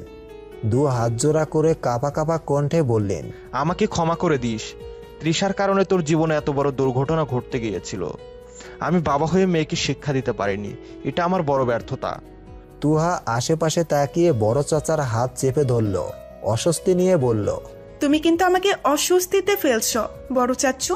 এখানে তোমার কোনো দোষ নেই। এভাবে হাত জোর করে আমাকে লজ্জায় ফেলো না। আফসান তুয়ার মাথায় হাত রেখে দোয়া করে দিলেন, সুখী হ। কাজের ফাঁকে ইবান আসলো শ্বশুর বাড়ির লোকদের সাথে দেখা করতে। গামার্ত ক্লান্ত মুখে মৃদু হাসি খেলেছে। তুয়া বার কয়েক আর চোখে তাকিয়ে দেখেছে ইবানকে। সকালের পর থেকে আর দেখা মেলেনি এই ব্যস্ত পুরুষের। সে তার কাজ নিয়েই দিন পার করেছে। তুয়া এতবার তাকিয়েছে, কিন্তু ইবান একটি বারের জন্যও চাইল না তার দিকে। ইবানের সাথে কথা বলে তুয়ার বাবা চাচারা বেশ সন্তুষ্ট। বেশ ঠান্ডা স্বভাবের, নম্র ভদ্র প্রকৃতির ছেলেই মনে হচ্ছে। তুয়াকে ইবানের দিকে তাকাতে দেখে তুহার বান্ধবীরা তুহাকে ধাক্কা দিয়ে বলল, বরকে দেখছি একেবারে চোখ দিয়ে গিলে খাচ্ছিস। রুষা দাঁত কেলিয়ে বলল, উফ, কি চোষ মারি, তোর আগে আমি পেলে ভাগিয়ে নিয়ে যেতাম। তুহা চোখ পাকিয়ে তাকাতেই সবগুলো হো হো হো হো হো করে হেসে উঠল। সবার সাথে কথা বলে যাওয়ার সময় ইবান মাথা ঘুরিয়ে এক ঝলক তুহাকে দেখে নিল। ঠোঁটের কোণে স্থান পেল সূক্ষ্ম হাসি। কেউ দেখলেও ঠাওর করে উঠতে পারবে না ওটা আদৌ হাসি ছিল কি না। দেরি না করে অন্য কাজে চলে গেল ইভান। তুহার বাবা যাওয়ার সময় ইবানের বাবা মায়ের সাথে কথা বলে তুয়াকে সাথে করে নিয়ে গেছে। তুয়ার সাথে মান্যতাও গিয়েছে। রীতি অনুযায়ী ইবানেরও যাওয়ার কথা। সে সন্ধ্যার পর যাবে বলে জানিয়েছে। বাড়িতে পৌঁছে তুহা পরনের শাড়ি পাল্টে পুরো বাড়ি একবার চক্কর দিয়ে ফেলেছে। ইবানের ওপর ভীষণ রাগ লাগছে। এত সুন্দর করে সে যে গরমের মধ্যে পুরো দিন কাটিয়ে দিয়েছে, অথচ লোকটা একটি বার তাকালোও না। কমপ্লিমেন্ট তো দূরে থাক, মান্যতা তৃষ্ণার্ত চোখে এদিক ওদিক দৃষ্টি বুলিয়ে তুহাকে প্রশ্ন করল, ভাবি তোমার বোন কোথায়? তুয়া মুচকি এসে তিনাকে ডেকে দিল। মান্যতা হালকা এসে বলল, ত্রিনা নয়, তোমার আরেকটা বোন আছে না, তৃষা আপু, সে কোথায়? তুয়া কিছু বলার আগেই ত্রিনা জোর করে হেসে মান্যতাকে টেনে নিয়ে বলল, তৃষা আপুর অফিস আছে, তাই সে ঢাকায় চলে গেছে। তুমি আমার সাথে আসো, আমাদের বাড়ির পিছন দিকে একটা বিল আছে, খোলা হাওয়ায় বসে থাকতে অনেক ভালো লাগে। চলো, তোমাকে সেখানেই নিয়ে যাই। মান্যতা আর কথা বাড়ালো না, ত্রিনার সাথে সাথে চলল। সব কাজ সেরে সন্ধ্যায় ইবান রওনা দিয়েছে শ্বশুরবাড়ির উদ্দেশ্যে। গাড়িতে উঠে সিটে গা এলিয়ে দিয়ে চোখ বন্ধ করল। ফোনের টুংটাং মেসেজ আসতেই কপালে বাজ পড়ল। দুই ভুরু খানিকটা নিচে নেমে কিঞ্চিত হলো। এখন চোখ মেলতেই ইচ্ছে হচ্ছে না, বিধায় আর ফোন চেক করা হলো না। তুয়ার বাসার সামনে গাড়ি থামতেই সিএনজির ড্রাইভার বলল, এসে পড়েছি স্যার। ইবান চোখ খুলে তাকালো। ড্রাইভারের সাথে হাতে হাতে ব্যাগ নিয়ে ভেতরে ঢুকলো। তুয়া বাসার রুমে সোফার উপর দুই পা তুলে আচার খাচ্ছে। কোলে ছোট্ট বাটি নিয়ে চুল ছেড়ে বসে আছে। বাবার বাড়িতে এসে আর একবার গোসল করে নিয়েছে। চুল শুকাতেই ছেড়ে বসে আছে। দরজার বেল বাজতেই ত্রিনা গিয়ে দরজা খুলে দিল। ইবান চমৎকার হাসি দিয়ে দরজায় দাঁড়িয়ে আছে। ইবানের হাসির প্রত্যুত্তরে হাসল ত্রিনাও। দরজা থেকে সরে গিয়ে ত্রিনা বলল, ভেতরে আসুন ভাইয়া। ড্রাইভার লোকটি ব্যাগগুলো রেখেই চলে গেল তার ভাড়া নিয়ে। ত্রিনা গেল মাকে ডাকতে। বাবা চাচারা কেউই বাসায় নেই। আয়নার ঘাড়টা ব্যথা করছে। প্রমি শাশুড়ির ঘাড় টিপে দিচ্ছে বসে বসে। বাসায় যে কেউ এসেছে সে খেয়াল তুয়ার নেই। সে আচার খাচ্ছে আর টিভি দেখছে। আচার তার প্রিয় খাবারের মধ্যে একটি। বছরে আম বড়ইয়ের সিজনে যে আচারগুলো বানানো হয় সেগুলো শেষ করে আবার বাবার হাতে বাজার থেকে কিনে আনে। বসার রুমে চোখ বুলিয়ে ইবান তুয়াকে ছাড়া আর কাউকে দেখল না। তুয়ার বেশভূষা দেখে ইবানের কপালে সূক্ষ্ম বাজ পড়ল। তুয়াকে দেখে বোঝাই যাবে না সে একজন বিবাহিত নারী। কেমন বয়সন্ধিকালে পা দেওয়া কিশোরীদের ন্যায় হাবভাব। তুয়ার মনোযোগে বিঘ্ন ঘটাতে ইবান হালকা কেসে উঠল। গমগমে স্বরে বলে উঠল, এক গ্লাস ঠান্ডা পানি দাও। তুহা টিপির দিকে তাকিয়ে বলল, হ্যাঁ, ত্রিনাকে বলো আমি শ্বশুর বাড়ি থেকে এসেছি। কোথায় তোমরা? আমার আতিথ্যতা যত্ন করবে, তা না করে আমাকে কাজে পাঠাচ্ছ। ইবান ব্যাবাচাকা খেয়ে গেল। সে আর কথা বলল না। খুঁটিয়ে খুঁটিয়ে তুয়ার আচার খাওয়া পরখ করতে লাগলো। এর মাঝে শাহিনুর এসে পড়েছে। ইভানকে দেখে তিনি তাকে নিয়ে ব্যস্ত হয়ে গেলেন। মায়ের বকাতে তুয়ার সম্মতি ফেরে। টিভি থেকে চোখ তুলে সামনে তাকিয়ে ইভানকে দেখল। নিজের দিকে একবার তাকিয়ে জিহ্বায় কামড় দিল। তার কি অবস্থা! আর ইনিই বা কখন এলেন? শাহিনুর ধমক দিয়ে বললেন, ছেলেটা কখন এসেছে আর তুই এখানে বসে আছিস? তুহা হড়বড়িয়ে উঠে রুমে ফেরত গেল। যাওয়ার সময় আচারের বাটি নিতে ভুলল না। বাটি টেবিলের ওপর রেখে হাত ধুয়ে চুল বেঁধে নিল। ওড়না নিয়ে মাথায় কাপড় দিয়ে বের হলো রুম থেকে। মান্না তাকে ডেকে দিয়ে মায়ের সাথে রান্নাঘরে গেল। ইভানের জন্য নাস্তা নিয়ে একেবারে সামনে গেল। শরবতের গ্লাস তুলে ইভানের সামনে ধরল। ইভান গ্লাস হাতে নিয়ে চুমুক দিতেই তুহার বাবা চাচারা সবাই একসাথে বাসায় ফিরেছে। 3 ভাই সামনের একটা মোড়ের দোকানে আড্ডা দিচ্ছিলেন। এখন মেয়ের জামাইয়ের সাথে আড্ডায় বসলেন। রাতের খাবারের পর ঘুমাতে গিয়ে ইভান ফোন হাতে নিল। তুয়া ওয়াশরুমে ছিল। সন্ধ্যায় সেই মেসেজ ওপেন করে স্ত্রীর নেত্রে চেয়ে রইল কিয়দংশ সময়। পলক ফেলল না। পর পর কয়েকটি মেসেজ ভেসে উঠল ফোনের স্ক্রিনে। আপনি যে মেয়েটিকে বিয়ে করেছেন, মেয়েটা ভালো নয়। কয়েকটা বয়ফ্রেন্ড ছিল মেয়েটির, তাদের সাথে প্রায় প্রতিদিনই ডেটে যেত। আমি আপনার শুভাকাঙ্ক্ষী, তাই সত্যটা আপনাকে জানালাম। ইভান ফোনের আলো নিভিয়ে চোখ বন্ধ করল। তুহা ফ্রেশ হয়ে ইভানের পাশে বালিশ ঠিক করে শুয়ে পড়ল। কিছুক্ষণ কেটে যাওয়ার পর গম্ভীর পুরুষালী কণ্ঠের স্বর কর্ণধারে পৌঁছায়। ইভান নিষ্প্রভ কণ্ঠে জিজ্ঞেস করল, আচ্ছা তুহা, সম্পর্কের মূল ভিত্তি কি? তুহা চোখ বুঝেছিল। ইভানের প্রশ্নে চোখ খুলে তাকায়। দেখে ইভান তার দিকে তাকিয়ে আছে উত্তরের আশায়। তুহা নির্বিকার কণ্ঠে উত্তর দিল, বিশ্বাস। ইভান মুচকি এসে তুয়ার দিকে ফোন বাড়িয়ে দিল। তুয়া কিছু বুঝতে না পেরে ইভানের ফোন হাতে নিল। ইভান ইশারা করতেই মেসেজগুলোতে চোখ বুলিয়ে নিল। তুয়ার চোয়াল শক্ত হয়ে এলো। ইভানকে কিছু বলার জন্য উদ্যত হতেই ইভান মুখ খুলল। তোমাকে কিছু বলতে হবে না, আমি এগুলো বিশ্বাস করিনি। তোমাকে বিয়ে করার আগে সম্পূর্ণ খোঁজ নিয়ে তবেই বিয়ে করেছি, আর নিজের ব্যাপারেও তোমাকে অবগত করেছি। এগুলো সত্যি হলেও সমস্যা নেই, অতীত কেবল অতীতই। এটা তোমাকে দেখানোর কারণ হয়তো তুমি তোমার শত্রুকে চিহ্নিত করতে পারবে। তুয়ার মনে শুধু তিশার নামটাই ঘুরপাক খাচ্ছে। ভবিষ্যতে যে সিনক্রেট হবে না তার কি নিশ্চয়তা আছে? তাই তুহা তিশার ব্যাপারে ইভানকে সবটা জানাবে বলে মন স্থির করলো। লম্বা শ্বাস ফেলে বলল, আমি শতভাগ নিশ্চিত এটা তৃষা আপুর কাজ। সে আপনাকে বিয়ে করতে চেয়েছিল। ফ্যামিলির সবাই জানাজানের পরও বাসায়ও ঝামেলা হয়। আর বড় চাচ্চু তৃষা আপুকে নিজের মেয়ে বলে অস্বীকার করে, যার কারণে তার সমস্ত রাগ আমার উপরে গিয়ে পড়েছে। ইভানের চোখ মুখের রং পাল্টে গিয়ে একটা ভাব নিল সে। চুলের ভাঁজে একবার হাত বুলিয়ে ভাব নিয়ে বলল, অবশ্য হ্যান্ডসাম ছেলেদের জন্য মেয়েরা পাগল থাকবে, এটাই স্বাভাবিক। তুহা চোখ সরু করে তাকালো, মুখ বেঁকিয়ে বিড়বিড় করে বলল, আসছে দেশে মনে হয় হ্যান্ডসাম ছেলের অভাব পড়েছে, উনি এক পিস।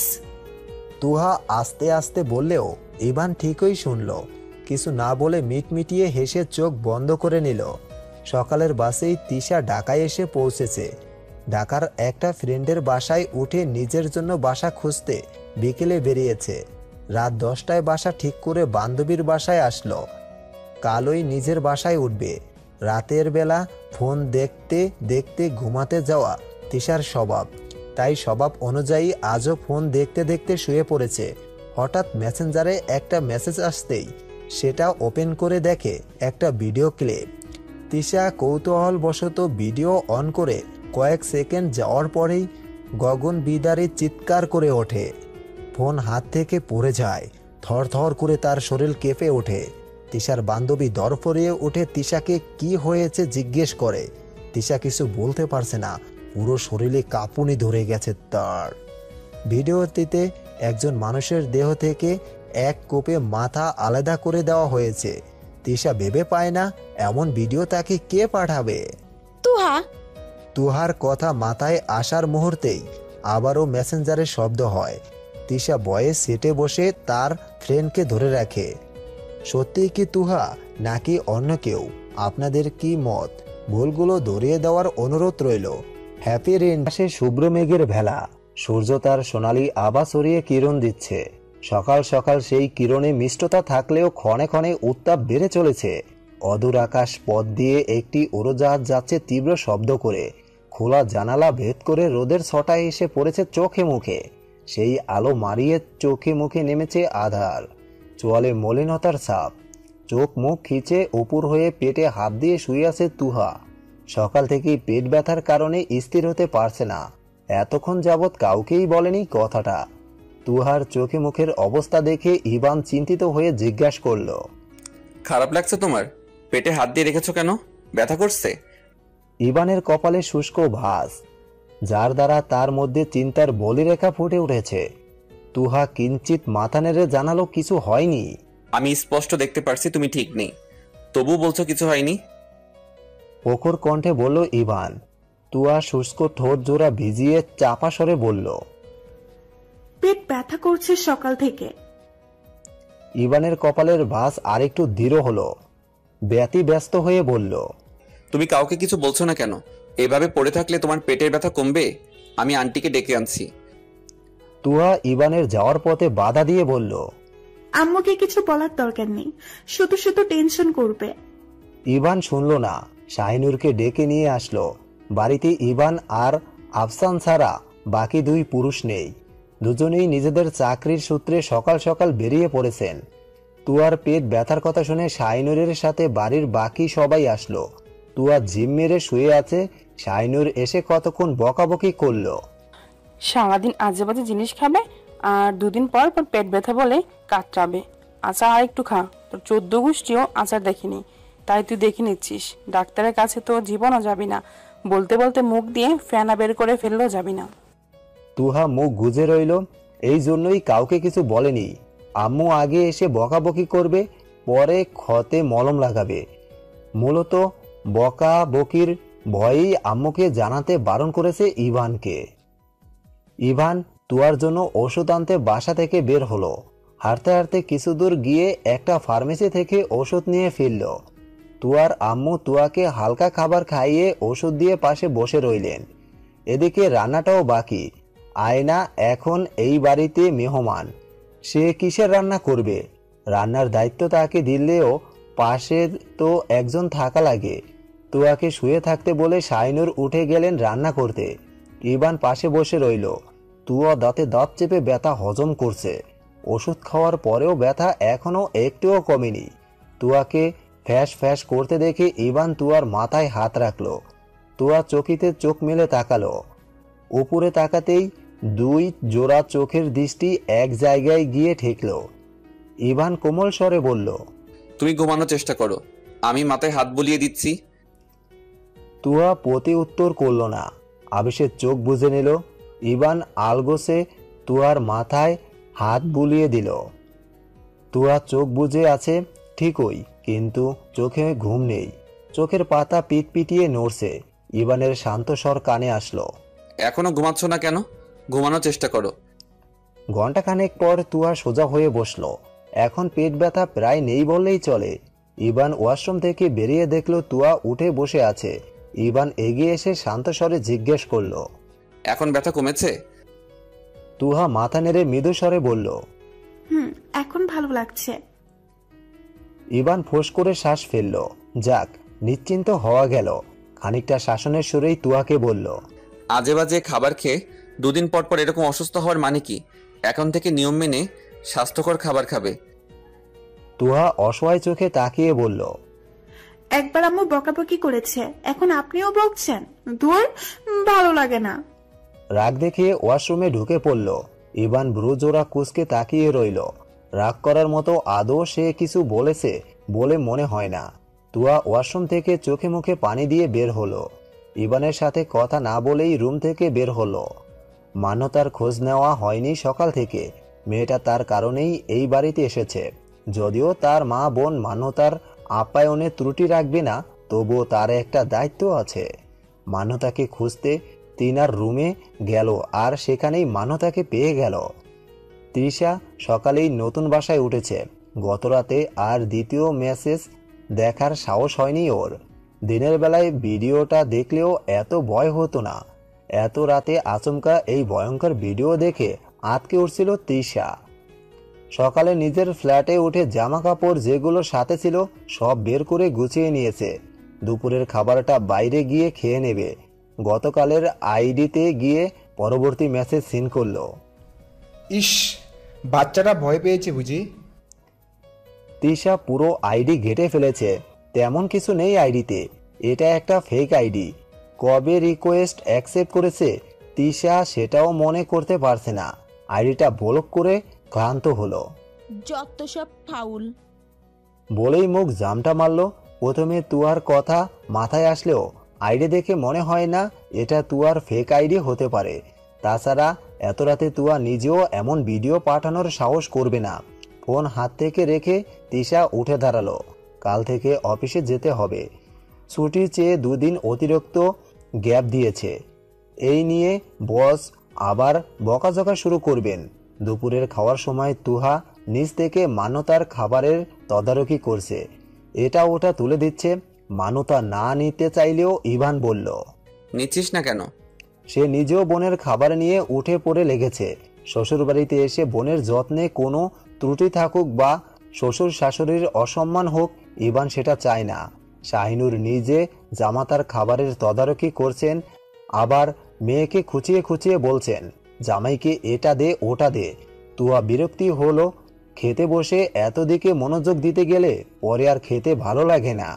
ইভানকে তো মা নিজেই খাবার তুলে দিচ্ছে, আবার তাকেও কেন দিতে হবে? খাবারের পর্ব চুকিয়ে তুহা আর রুমে গেল না। মান্যতাকে নিয়ে ত্রিনার রুমে গেল। সেখানে তাদের 3 জনের সাথে প্রমি এসে যোগ দিয়েছে। 4 জন মিলে হাসাহাসি করছে। প্রমি চেপে ধরেছে বাসর রাতে কি হলো সেসব বলতে। তুয়া কোনো জবাব না দিয়ে সেখান থেকে এক প্রকার ছুটে এসেছে। বেডরুমের কথা পাবলিক করা তুয়ার মোটেও পছন্দ না। এগুলো যার যার ব্যক্তিগত ব্যাপার। কারো যদি একান্তই অন্যজনের বেডরুমের কথা শুনতে মন চায়, তুয়ার ভাষ্যমতে তার বিয়ে করে ফেলা উচিত। যদি বিবাহিত হয়েও অন্যের কথা জানতে চায় তবে তাকে আবার বেডরুমে পাঠানো উচিত।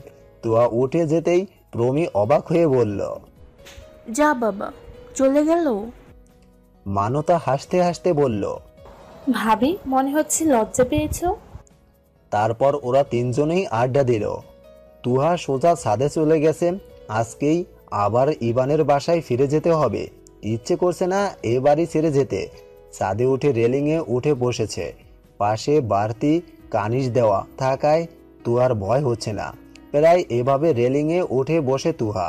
পেছন থেকে তুয়ার হাত চেপে ধরে ইভান রাগোচ্ছরে বলল, কি করছিলে তুমি? এক্ষুনি তো পড়ে যেতে। এখান থেকে পড়লে তোমার হাড়গোড় কিছু পাওয়া যাবে। তুহা অবাক হলো। ইভান কখন এখানে এসেছে? পরক্ষণেই নিজেকে সামলে নিয়ে মৃদু হেসে বলল, আমাদের 2 বোনের অভ্যাস আছে, কত এভাবে রেলিংয়ে উঠে বসে থাকতাম। ইভান ভ্রু উঁচিয়ে বলল, খানিকটা শাসনের সুরেই বলল, এখন নামো এখান থেকে। বিপদ বলে কই আসে না। একবার এসে ভালো মতো বুঝিয়ে দিয়ে যাবে সে কি জিনিস।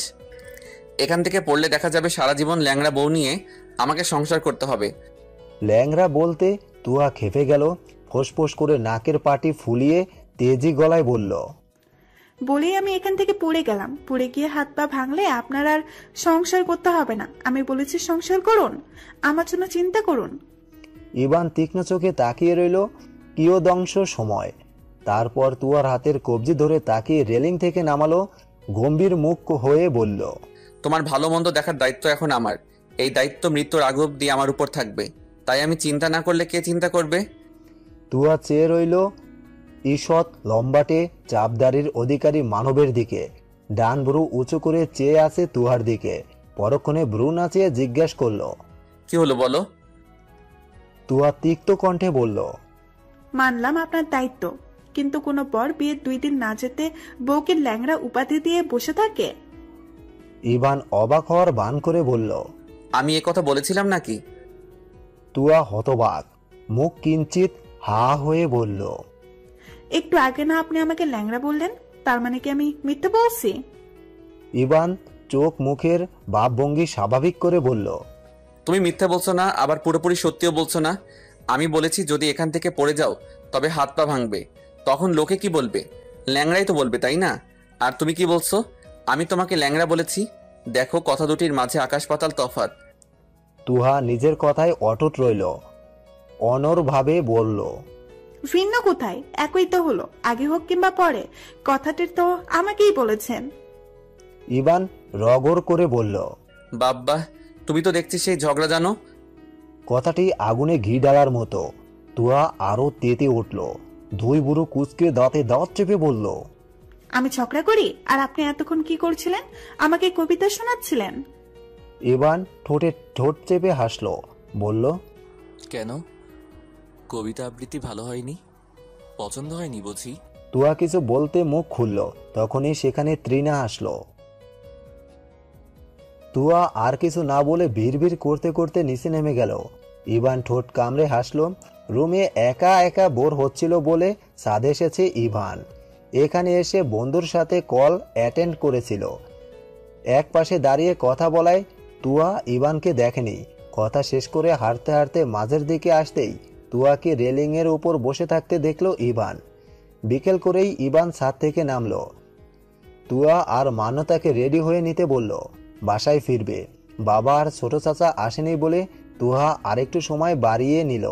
একদমই যেতে ইচ্ছে করছে না। বাবার বাড়ি থেকে কোনো মেয়েই যেতে চায় না, কিন্তু এমন একটা সময় আসে যখন মেয়েরা স্বামী সংসার নিয়ে এতটাই ব্যস্ত হয়ে পড়ে, তখন আর বাবার বাড়িতে আসার সময় সুযোগ কোনোটাই হয় না। সংসারের মায়াজালে আবদ্ধ হলে সেখান থেকে বের হয়ে আসা দুষ্কর হয়ে পড়ে। একটা সময় আসবে যখন তুয়াও স্বামী সংসার নিয়ে ব্যস্ত হয়ে যাবে। ইভান তুয়া আর মানতাকে নিয়ে শ্বশুর বাড়ি থেকে বিদায় নিল। পেছনে তুয়া আর মানতাকে বসিয়ে সামনে ড্রাইভারের সাথে বসলো ইভান। সামনে আয়নায় তুয়ার বিষণ্ণ মুখটা স্পষ্ট দেখা যাচ্ছে। ইভান সেদিক থেকে দৃষ্টি ফিরিয়ে ফোঁস করে শ্বাস ফেলল। নিস্তব্ধতার চাদরে ঢাকা রাত পেরিয়ে সকাল নামলো। ধরনীর বুক চিরে তিশা অফিসের জন্য তৈরি হয়ে নাস্তা করেই বেরিয়ে পড়ল। বাসা থেকে বেরিয়ে গাড়ির জন্য দাঁড়ালো। আশেপাশে নজর বুলিয়েও কোনো খালি গাড়ির হদিশ পেল না। সময় দেখে নিয়ে সামনের দিকে কয়েক কদম পা বাড়ালো। কিছু দূর যেতেই তিশার মনে হলো ওর পেছন পেছন কেউ আসছে। তিশা পা থামিয়ে দাঁড়িয়ে পড়ল। পেছন ফিরতেই সন্দেহজনক কাউকেই নজরে এলো না। রাস্তা একেবারে ফাঁকা নয়, কয়েকজন আছে যারা নিজেদের চলাফেরায় ব্যস্ত। আবার হাঁটা ধরলো।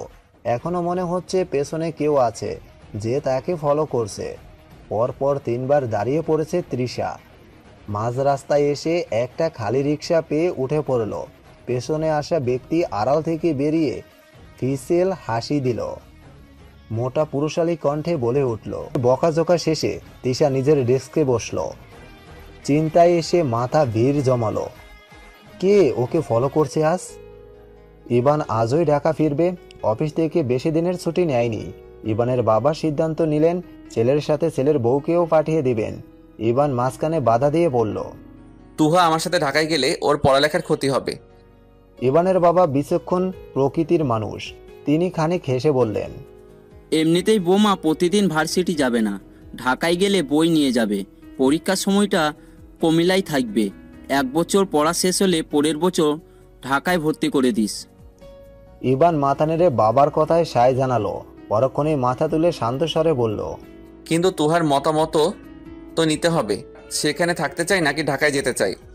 ইভানের বাবা নাকের ডগা থেকে চশমা আরেকটু ঠেলে দিয়ে বললেন, বৌমা নিশ্চিত আমার কথার বিরুদ্ধে যাবে না, কি বলো বৌমা?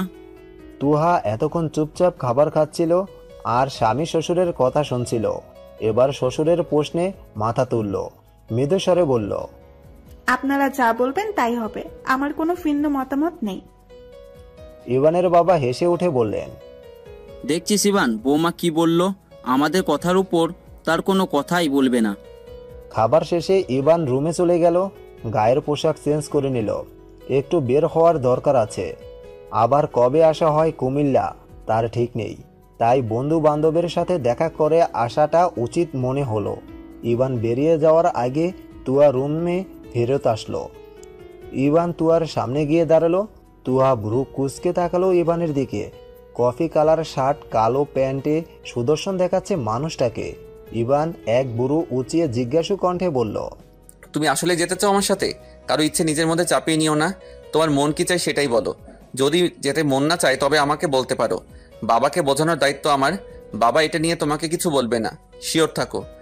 তুহা স্থির দৃষ্টি ইভানের শার্টের দিকে কিছুক্ষণ সময় নিয়ে বলল, আমার কোনো প্রবলেম নেই বাবার সিদ্ধান্তে। এখন আপনার যদি প্রবলেম থাকে আমাকে নিয়ে তাহলে বলতে পারেন। ইভান গমগমে স্বরে বলল, কথাগুলো কি আমার শার্টকে বলছো? তোমার দৃষ্টি কিন্তু সেটাই বলছে। তুহা দৃষ্টি সরিয়ে অন্যদিকে ফিরল, কণ্ঠে দৃঢ়তা বজায় রেখেই বলল, আমি কেন আপনার শার্টকে বলতে যাব? শার্ট কি কথা শুনতে পারে নাকি? ইভান ইচ্ছট চোখে হাসল, পরপরই ঠোঁট প্রসারিত করে ররক করে বলল, এবার মনে হচ্ছে পাশের দেয়ালকেই বলছো। তুহা এবার সরাসরি ইভানের দিকে তাকালো, তেজি গলায় বলল, আপনার সমস্যা কি? আমি দেওয়ালে তাকাবো নাকি অন্য কোথাও তাকাবো সেটা আমার ব্যাপার। আমার চোখ আমার ইচ্ছে। ইভান হাসি থামিয়ে বলল, আচ্ছা মানলাম তোমার ইচ্ছা। এখন আমি বের হচ্ছি। প্রয়োজনীয় কি কি লাগে গুছিয়ে নাও। আর তোমার কি কি বই খাতা লাগবে সেগুলো ত্রিনাকে গুছিয়ে রাখতে বলো। আমি গিয়ে এক ফাঁকে নিয়ে আসবো। ইভান বেরিয়ে যেতেই তুহা শাশুড়ির ফোন থেকে মাকে ফোন করলো। কিছুক্ষণ কথা বলে তার ঢাকায় যাওয়ার ব্যাপারটা জানালো, সাথে তার প্রয়োজনীয় বই গুছিয়ে রাখতে বলল। শাইনুর মেয়েকে নানা উপদেশ দিয়ে ফোন রাখলেন। তুয়ার শাশুড়ির দিকে ফোন বাড়িয়ে দিয়ে চলে আসতে যেতেই ইভানের মা থামিয়ে দিলেন তুহাকে।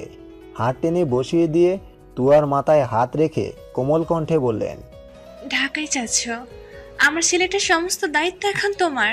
সব দিক খেয়াল রাখবে। ইভান শান্ত স্বভাবের ছেলে, হুটহাট রেগে যায় না। তবে একবার রেগে গেলে তার রাগ ভাঙানো দুষ্কর হয়ে পড়ে। তাই সব সময় তার মন জুগিয়ে চলার চেষ্টা করবে। তাই বলে আমি বলছি না তুমি তোমার স্বাদ আহ্লাদ বিসর্জন দিবে। তোমার ইচ্ছে অনিচ্ছে ব্যাপারেও ইভানকে জানাবে। যদি তোমার ইচ্ছেগুলো সৎ হয় তবে আমার বিশ্বাস আমার ছেলে কখনো তোমার ইচ্ছে পূরণে পিছুপা হবে না। ইভান নারীদেরকে সম্মান দিতে জানে, যার একমাত্র উদাহরণ আমি। তুয়ার ভ্রু কুঁচকে গেল, কপাল কিঞ্চিত বটে গেল। তুয়ার মুখভঙ্গি দেখেই ইভানের মা হাসলেন। কোনো শব্দ হলো না, নিঃশব্দে হাসি যাকে বলে। হাসির রেখা টেনে রেখেই বললেন, আমি ইভানের বাবার দ্বিতীয় পক্ষের স্ত্রী, আর ইভান প্রথম পক্ষের সন্তান। তুহা অবাক হলো ইভানের মায়ের কথায়। তিনি আবারও অমায়িক হাসলেন, মৃদু কণ্ঠে বললেন, আমাদের দেখলে বোঝাই যায় না, তাই না? আসলে আমাদের মধ্যে সম্পর্কটাই এমন যে কেউ দেখলেই বলবে আমরা আপন মা ছেলে। তবে আমার নিজেরও ইভানকে পর মনে হয় না। ছোটবেলা থেকেই ইভান আমাকে সম্মান দিয়ে এসেছে। আমিও নিজের সন্তানের মতো আঁচল পেতে দিয়েছি তার জন্য। মানুষ বলে সৎমা খারাপ হয়, কিংবা সৎ মায়ের মুখে শোনা যায় তার স্বামীর প্রথম পক্ষের ছেলে মেয়ে খারাপ। কিন্তু আমাদের পরিবারের দিকে কেউ কোনোদিন আঙ্গুল তুলতে পারেন। একটা সম্পর্কে একে অপরের প্রতি সম্মান আর শ্রদ্ধাবোধ থাকলে সেই সম্পর্কের বন্ধন মজবুত হয়, সেটা হোক যে কোনো সম্পর্ক। তুয়া প্রশান্ত হাসল। তাদের মা ছেলেকে দেখলেই কেউ বলবে না এরা পর। এক দেখাতেই যে কেউ বলবে আপন মা ছেলে। তুয়া নিজেও বুঝতে পারত না যদি না এখন ইভানের মা তাকে না বলতেন। ইভান কত সুন্দর করে মা বলে ডাকে ওনাকে। তিনিও নিজ জায়গা থেকে মায়ের দায়িত্ব পালন করে চলেছেন। 3 সন্তানকেই সমান চোখে দেখেন। ইভান আর মান্যতা রাফিককে কখনো আলাদা করে দেখেনি। তুহা শাশুড়ির হাতে হাত রেখে তাকে আশ্বস্ত করে বললেন, আমি আমার সর্বোচ্চ চেষ্টা করব ওনার খেয়াল রাখার। শুধু আপনি আর বাবা আমাদেরকে প্রাণ ভরে দোয়া করবেন মা। ইভানের মা প্রশান্ত হেসে তুয়ার মাথায় হাত রেখে বলল, মা বাবার দোয়া সবসময় সন্তানের সাথেই থাকে। সোনালি রোদ্দুরের উষ্ণ চাপে গতর ছুঁয়ে গরম গহন্তি দিয়ে গাম ঝরছে ইভানের। ঈষৎ লম্বাটে চোয়ালের লাল আভা ছড়িয়ে পড়েছে রৌদ্রতাপে। কপালের ফুলে ওঠা রগ বেয়ে এক ফোঁটা গাম ছুঁয়ে পড়ছে। কফি কালার শার্ট হয়ে শরীরে আটকে আছে। সুঠাম দেহের অধিকারী সুপুরুষটি যখন এক গাদা বইয়ের স্তূপ হাতে নিয়ে সদর দরজা দিয়ে ঢুকে তখনই তুহার হৃৎপিণ্ড তড়িৎ লাফাইয়ে ওঠে। স্থির নেত্রে চেয়ে রইল ইভানের দিকে। ইভান বইগুলো সোফার সামনে সেন্টার টেবিলে রেখে তুহার উদ্দেশ্যে বলল, এক গ্লাস ঠান্ডা পানি দাও তুহা। ইভানের কণ্ঠস্বর অবসন্ন ক্লান্ত শোনালো। সোফায় গা এলিয়ে চোখ বুজে রইল। শার্টের কয়েকটা বোতাম খুলে মুখ গোল করে শ্বাস ছাড়ল। আর চোখে আরেকবার ইভানকে দেখে নিয়ে রান্নাঘরে ছুটল তুহা। তুহার আসতে দেরি দেখে ইভানের কপাল কুঁচকে গেল। কুচকানো কপালে বিরক্তি ঠেলে গলার স্বর দৃঢ় করল, কি হলো তুহা, এক গ্লাস পানি আনতে এতক্ষণ লাগে? তুহা দ্রুত হাত চালিয়ে গ্লাস হাতে সোফার রুমে আসলো। ইভানের দিকে গ্লাস বাড়িয়ে দিয়ে মৃদুস্বরে বলল, এই নিন। ইভান গ্লাস হাতে নিয়ে চুমুক দিল। লেবুর শরবত বানিয়ে আনায় এতক্ষণ লেগেছিল তুহার, সেটা বুঝতে পারল ইভান। শরবতটুকু শেষ করে শান্ত চোখে তাকিয়ে জিজ্ঞাসা করল, সব গুছিয়ে নিয়েছো? তুহা হ্যাঁ সূচক মাথা নাড়তেই ইভান বলল, আচ্ছা ঠিক আছে, বই এখানেই থাক। এখন একবার টেনে রুমে নিয়ে যাবে, আবার যাওয়ার সময় বের করা লাগবে। তুমি দেখে নাও সব বই ঠিকঠাক আছে কিনা। তুহা দেখে নিল সব ঠিকঠাক। ইভান গোসল সেরে নিচে নেমে আসলো। সবাই একসাথেই দুপুরের খাবার শেষ করলো। দুপুর গড়িয়ে বিকেল নামলো। ব্যাগপত্র গুছিয়ে তুহা আর ইভান সবার থেকে বিদায় নিল। সিএনজি করে বাস স্ট্যান্ড পর্যন্ত এসে বাসের জন্য অপেক্ষা করলো প্রায় 15 মিনিট। বাসের টিকিট নিয়ে এক হাতে ব্যাগ, অন্য হাতে তুহার হাত ধরে বাসের দিকে এগিয়ে গেল ইভান। মাঝের দিকেই তাদের সিট পড়েছে। লোকজন এখনো উঠছে। ইভান তুহাকে জিজ্ঞাসা করলো, বাসে উঠলে সমস্যা হয় কি না? বমি হলে এখনই নেমে ওষুধ নিয়ে উঠবে। তুহা জানালো বাসে চড়লে তার সমস্যা হয় না। ইভান ঠিক আছে বলে তুহার পাশে বসে পড়ল। ইভান ফোন খুলে বসেছে। তুহা কিছুক্ষণ জানালার বাইরে তাকিয়েছিল। ইভানকে ফোন ঘাঁটতে দেখে বিরক্ত হলো। কোথায় ওকে সঙ্গ দেবে তা না করে ফোন নিয়ে ব্যস্ত। তুহা মুখ ঘুরিয়ে আবারও বাইরে তাকালো। কখন যে তুহা ঘুমিয়ে পড়েছে ইভানের খবরই নেই। ফোন পকেটে ঢুকিয়ে পাশে তাকাতেই দেখলো তুহা ঘুমিয়ে পড়েছে। মাথা থেকে আঁচল পড়ে গেছে। হলদে ফর্সা শরীরে কালো রঙের জামদানি জড়ানো, চোখের উপর নিচে মোটা করে কাজল টানা, ঠোঁটে ম্যাচ লিপস্টিক, চুলে খোপা করা। ইভান বেশ খুঁটিয়ে খুঁটিয়ে পরখ করলো তুহাকে। ঠোঁট বাঁকিয়ে বিড়বিড়ালো, মাশাআল্লাহ। পরক্ষণে নজর গেল তুহা গাড় বাঁকিয়ে হেলে আছে, তাই সিটটা পেছনের দিকে হেলিয়ে দিল। পেছনে একজন অসুস্থ বয়স্ক মহিলা ছিলেন। তিনি জানালেন সামনের সিট হেলিয়ে দেওয়ায় ওনার বসতে অসুবিধা হচ্ছে। ইভান সিট ঠিক করে তুহার মাথা খুব সন্তর্পণে তার ঘাড়ে রাখলো। মাথায় কাপড় ঠিক করে দিয়ে সামনে তাকালো ইভান। মিনিট 10 যেতেই ইভান বিপরীত পাশে একটা সিট সামনে তাকিয়ে বেশ শান্তস্বরে বলল, কি ভাই, বারবার উকি দিয়ে এদিকে কি দেখেন? কাঁটা চামচ চিনেন? আমি কিন্তু ভালো রান্না জানি। চোখ দুটো তুলে ফ্রাই প্যান রেখে তেলে ভেজে নেব। ছেলেটি থতমত খেয়ে সামনে ফিরে গেল আর একটি বারের জন্য পেছনে তাকালো না। ইভান আসল আর একটু টেনে দিল যাতে করে তুহার পুরো মুখ ঢেকে গেল। নক্ষত্র মিটিমিটি জ্বলছে। মৃদু বাতাসে গাছের দু একটা শুকনো পাতা ঝরে পড়েছে একই ছন্দে। এক হাতে শাড়ির সামলে অন্য হাত মুক্ত অবস্থায় ছেড়ে দিয়েছে তুহা। শক্তপোক্ত পেটানো শরীরের অধিকারী মানবটি দ্বিধাহীনভাবে তুহার মুক্ত হাত নিজের বন্ধনের মধ্যে আবদ্ধ করে নিয়েছে। এলোমেলো চুলে ব্রুজোড়ায় ঢেউ খেলানো বাস ফেলে সিএনজি দেখে চলেছে শ্যাম পুরুষটি। একটা সিএনজি পেয়ে ভাড়ার কথা তুলতে গিয়ে পেছনের সিটে চোখ পড়ল ইভানের। ঠোঁট চেপে রাখা ঠোঁট জোড়া শিথিল করে সিএনজি ড্রাইভারকে ইশারা করলো চলে যেতে। তারা যাবে না। তুহা ব্রু কুঁচকে বলল, সিএনজি চলে যেতে বললেন কেন? আমরা আর কতক্ষণ দাঁড়িয়ে থাকবো? ইভানের নজর অন্য সিএনজি খুঁজছে। এর মাঝেই গম্ভীর কণ্ঠে বলল, পেছনের সিটে দুজন ছেলে ছিল, আমাকে সামনে বসতে হতো না। তুমি অস্বস্তি আর জড়তায় ঠিক মতো বসতে পারতে, আর না পেছনে দুজন ছেলের সাথে বসা তোমার জন্য সেফ ছিল। তার উপর এখন অন্ধকার রাত। ইভানের ইঙ্গিত বুঝতে পেরে তুহা দমে গেল। মুগ্ধ নেত্রে চেয়ে রইল লম্বাটে শ্যামচেহারায়। মাঝে মাঝে লোকটার গা জ্বালানো কথায় ভীষণ করে রাগ হয়, আবার মুহূর্তেই তার প্রতি সম্মান আর মুগ্ধতায় হৃদয় ভরে ওঠে। ইভান খালি সিএনজি পেয়ে দাম দস্তর করে তুহাকে নিয়ে সিএনজিতে উঠে বসল। সামনেই সিএনজি থামতে বলে দুজনের জন্য রাতের খাবার কিনে নিল। একটা 7 তলা ইট পাথরের তৈরি ভবনের সামনে নেমে বাড়া মিটিয়ে তুয়াকে নিয়ে আস্তে পায়ে এগিয়ে গেল ইভান। তুয়া চোখ ঘুরিয়ে ফিরিয়ে বিল্ডিংটি পরখ করছে। গুনে গুনে 5 তলায় এসে থামল ইভান। তার দেখা দেখি তুয়াও থামল। পকেট থেকে চাবি বের করে ফ্ল্যাটের দরজা খুলল। ভেতরে ব্যাগ রেখে তুয়ার দিকে মুগ্ধ করা নির্মল হাসি উপহার দিয়ে ইভান বলল, স্বাগতম আপনাকে বিবি সাহেবা। আমার এই ছোট্ট কুটিরে আপনার চরণ ছুঁয়ে আমাকে ধন্য করুন। ইভানের বলার ভঙ্গিমা পরখ করে তুয়া সরু চোখে চেয়ে থেকে কিংকদংশ সময় পার করেই ঠিক করে হেসে দিল। সাথে ইভানও হাসল। তুয়া ভেতরে প্রবেশ করতেই ইভান আলো জ্বালিয়ে দিল। তুয়া ঘুরে ঘুরে ফ্ল্যাট দেখছে। ইভান চাবি নিয়ে রুমে ঝোলানো তালা খুলছে। ছোট্ট ফ্ল্যাটটাতে 2টো বেডরুম, একটাকে গেস্ট রুম বলা চলে। ছোট একটা কিচেন, সামনে বড় করে ডাইনিং স্পেস। জায়গাটা একটু বড় খোলামেলা হওয়ায় একপাশে সোফা রাখা আছে। তুয়া ঠোঁটের কোণে মৃদু হাসি রেখেই আওড়ালো, আমার ছোট্ট সংসার আজ থেকে আমার হাতের ছোঁয়ায় শিখতে হবে এই ঘরের প্রতিটি কোণা।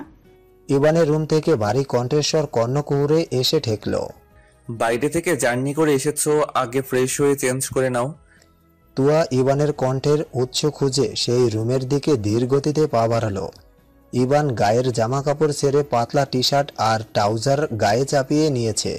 তুয়াকে ওয়াশরুম দেখিয়ে ইভান রান্নাঘরে পা বাড়ালো। জামা কাপড় নিয়ে তুয়া ওয়াশরুমে ঢুকেই কল ছেড়ে দিল। জার্নি করেছে, রাস্তার ধুলাবালি আর ঘামে শরীর প্যাচ প্যাচ হয়ে গেছে। একটা গোসলের প্রয়োজন বোধ করতেই তুয়া আর দেরি করলো না। জলদি গোসল সেরে বেরিয়ে আসলো। জলে সিক্ত চুল মুছতে মুছতে সারা ঘরে চোখ বুলিয়ে নিল। রুম থেকে বেরিয়ে চারদিকে উকি দিয়ে রান্নাঘরে ইভানের দেখা মিলল। সে 2টো প্লেট হাতে নিয়ে বেরিয়ে আসলো। ডাইনিংয়ে হাতে থাকা 2টো খাবারের প্লেট রেখে তুয়াকে বলল খাবার খেয়ে নিতে। নিজেও একটা চেয়ার টেনে বসলো।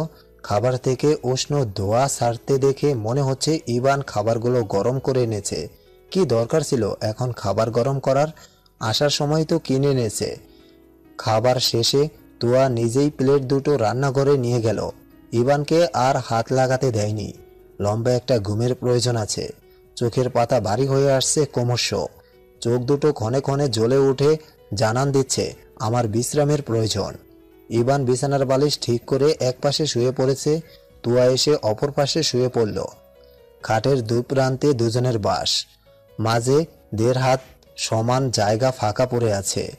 মাঝে এই দূরত্ব গুছিয়ে দেওয়ার জন্য আরও কিছু সময় বাকি। 2টো প্রেমের হৃদয় এক হবার অপেক্ষা, তবেই এই দূরত্ব গুছে যাবে চিরতরে।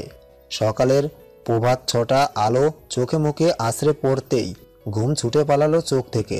রান্নাঘর থেকে টুংটাং শব্দ ভেসে আসছে কানে। একবার এক শব্দ হচ্ছে, মনে হচ্ছে কেউ কিছু একটা খুঁজে চলেছে। আর মোড়া ভেঙে লম্বা একটা হাই তুলল ইভান। পাশে তুয়া নেই। তুয়া কি করছে আজ করতে পেরেই পা বাড়িয়ে রুম থেকে বের হলো। ডাইনিং স্পেসে দাঁড়িয়ে গলার স্বর উঁচু করে ইভান বলল, রান্নাঘর থেকে বেরিয়ে আসো। তুয়া রান্নাঘর থেকে পায়ের পাতায় ভর দিয়ে মাথা উঁচু করে ইভানকে দেখে নিয়ে ঠোঁট উল্টিয়ে বলল, সব জিনিসপত্র কই? এখন সকালে খাবো কি? বাসায় দিকে রান্না করার মতো কিছুই নেই চাল ডাল ছাড়া। এখন কি সব মিলিয়ে খিচুড়ি করব? ইভান সামনে আরেক পা বাড়িয়ে কপালে আঙ্গুল ঘষে বলল, সকালের খাবার আমি নিয়ে আসবো বাইরে থেকে। অফিস থেকে আসার সময় বাজার করে আনবো। তুয়া সাই জানিয়ে রান্নাঘর থেকে বেরিয়ে আসলো। ইভান ফ্রেশ হতে চলে গেল। তুয়া বেডরুমের সাথে লাগানো বারান্দায় গিয়ে দাঁড়ালো। আশেপাশে আরো কতগুলো বিল্ডিং দেখা যাচ্ছে। গ্রিলে কপাল ঠেকিয়ে নিচে তাকিয়ে দেখলো একজন কেশশূন্য মহিলা বাসার দারোয়ানকে কিছু একটা বলে ধমকে যাচ্ছে। দারোয়ান মাথা নিচু করে দাঁড়িয়ে আছে। মহিলার গায়ের রং ফকা ফকা ফর্সা মনে হচ্ছে। মাথায় একটাও চুল নেই, মাথাটাও ফর্সা দেখা যাচ্ছে। আবার হাত উঁচিয়ে মাথায় কাপড় তুলছেন মহিলা। ইভান গোসল করে ফ্রেশ হয়ে নিচে যাওয়ার আগে তুহাকে বলে গেল যাতে ফ্ল্যাটের দরজা বন্ধ রাখে। তুহা শুনল কি না কে জানে। এবার নিচ থেকে খাবার কিনে উপরে আসার সময় 5 তলায় তার বারান্দার দিকে তাকালো। তুহা গ্রিলে মাথা ঠেকিয়ে নিচে তাকিয়ে আছে। তার দৃষ্টি অনুসরণ করে ইভান পাশে তাকালো। বাড়িওয়ালার বউ দারোয়ানের উপর অনেকক্ষণ যাবৎ চেঁচামেচি করছেন। তুহা সেটাই দেখছে। ইভান উপরে এসে দেখলো দরজা খোলা। তুহা দরজা লাগায়নি। খাবার টেবিলের ওপর রেখে বারান্দায় গিয়ে তুহাকে ডাকলো। চলো, খাবার নিয়ে এসেছি। তোমাকে না দরজা লাগাতে বললাম, লাগাওনি কেন? তুহা পেছনে ঘুরে অবাক হয়ে বলল, আপনি খাবারের জন্য নিচে কখন গেলেন? ইভান ডাইনিং এর দিকে যেতে যেতে বলল, তুমি যখন বাড়িওয়ালার ঝগড়া দেখছিলে তখন গেছি। তুহা জিভ কেটে বলল, খেয়াল করিনি আমি, আপনি বেরিয়েছেন। আচ্ছা, ওনার মাথার চুল কোথায়? ইভান চেয়ারে টেনে বসে বলল, করার ডোজের ওষুধ খেয়ে চুল সব ঝরে গেছে। তুহা নিজের চুলে হাত দিয়ে কিছু ভাবছে। ইভান গম্ভীর কণ্ঠে বলল, খাচ্ছ না কেন? পেটে খাবার গেলে পরে ঠান্ডা মাথায় চুল নিয়ে গবেষণা করতে পারবে। তুহা তীক্ষ্ণ চোখে তাকিয়ে নিজের প্লেট টেনে নিল।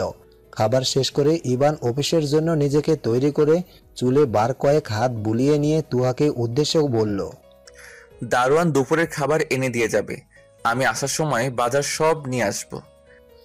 ইভান দরজা পর্যন্ত গিয়ে একবার পেছনে ফিরল। তুহা এদিকেই ফিরে তাকিয়ে আছে।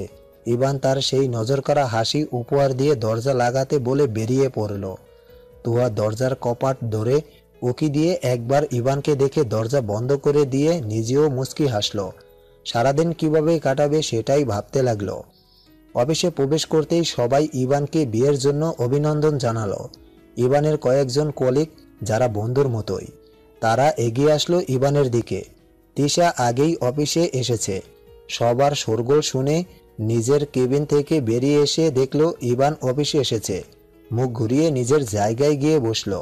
ল্যাপটপে আঙ্গুলের বিচরণ চালিয়ে কাজে মন দিল। ইভান নিজের কেবিনে গিয়ে ব্যাগ রেখে ল্যাপটপ বের করলো। বসের সাথে গিয়ে দেখা করে নিজের কাজে ফিরল। তিশা নিজের সম্পূর্ণ কাজ বসের কাছে জমা দিয়ে বসের অভিব্যক্তি বোঝার চেষ্টা করছে। বস বিরক্ত জেরে কপট রাগ দেখিয়ে বললেন, আপনি কি করেছেন মিস তৃষা? আপনি তো এই কাজে নতুন না। কালও ভুল করেছেন, আজও ভুল করছেন। আপনি কি কাজটা বোঝেননি নাকি? তিশা নত মস্তকে মৃদুস্বরে বলল, সরি স্যার, আমার ভুলটা আমি ধরতে পারছি না। ভুল ধরিয়ে কাজটা বুঝিয়ে দিলে পরের বার আর ভুল হবে না। বস ফাইলটা টেবিলের ওপর শব্দ করে রেখে তিরিক্ষি মেজাজে বললেন, প্রথমে কাজটা পারবেন বলে এখন বলছেন কাজ বোঝেননি। আপনাকে কি এখন আমি ধরে ধরে শিখিয়ে দেব? মিস্টার ইভানের কাছ থেকে কাজটা বুঝে নেবেন। যতটা সময় লাগে লাগুক, সময় নিয়ে কাজ করবেন, তবে কাজটা পারফেক্ট হওয়া চাই। এবার আপনি আসতে পারেন। তিশা জি স্যার বলে বসের কেবিন থেকে বেরিয়ে আসলো। ঠোঁটে ইচ্ছৎ বক্র হাসি, সাথে বসকে সমস্ত ক্ষোভ মিটিয়ে জেরে নিল মনে মনে। ইভানের কেবিনের সামনে গিয়ে মন্তর কণ্ঠে বলল, may I come in mister Ivan? Ivan laptop থেকে চোখ তুলে দরজার দিকে তাকালো।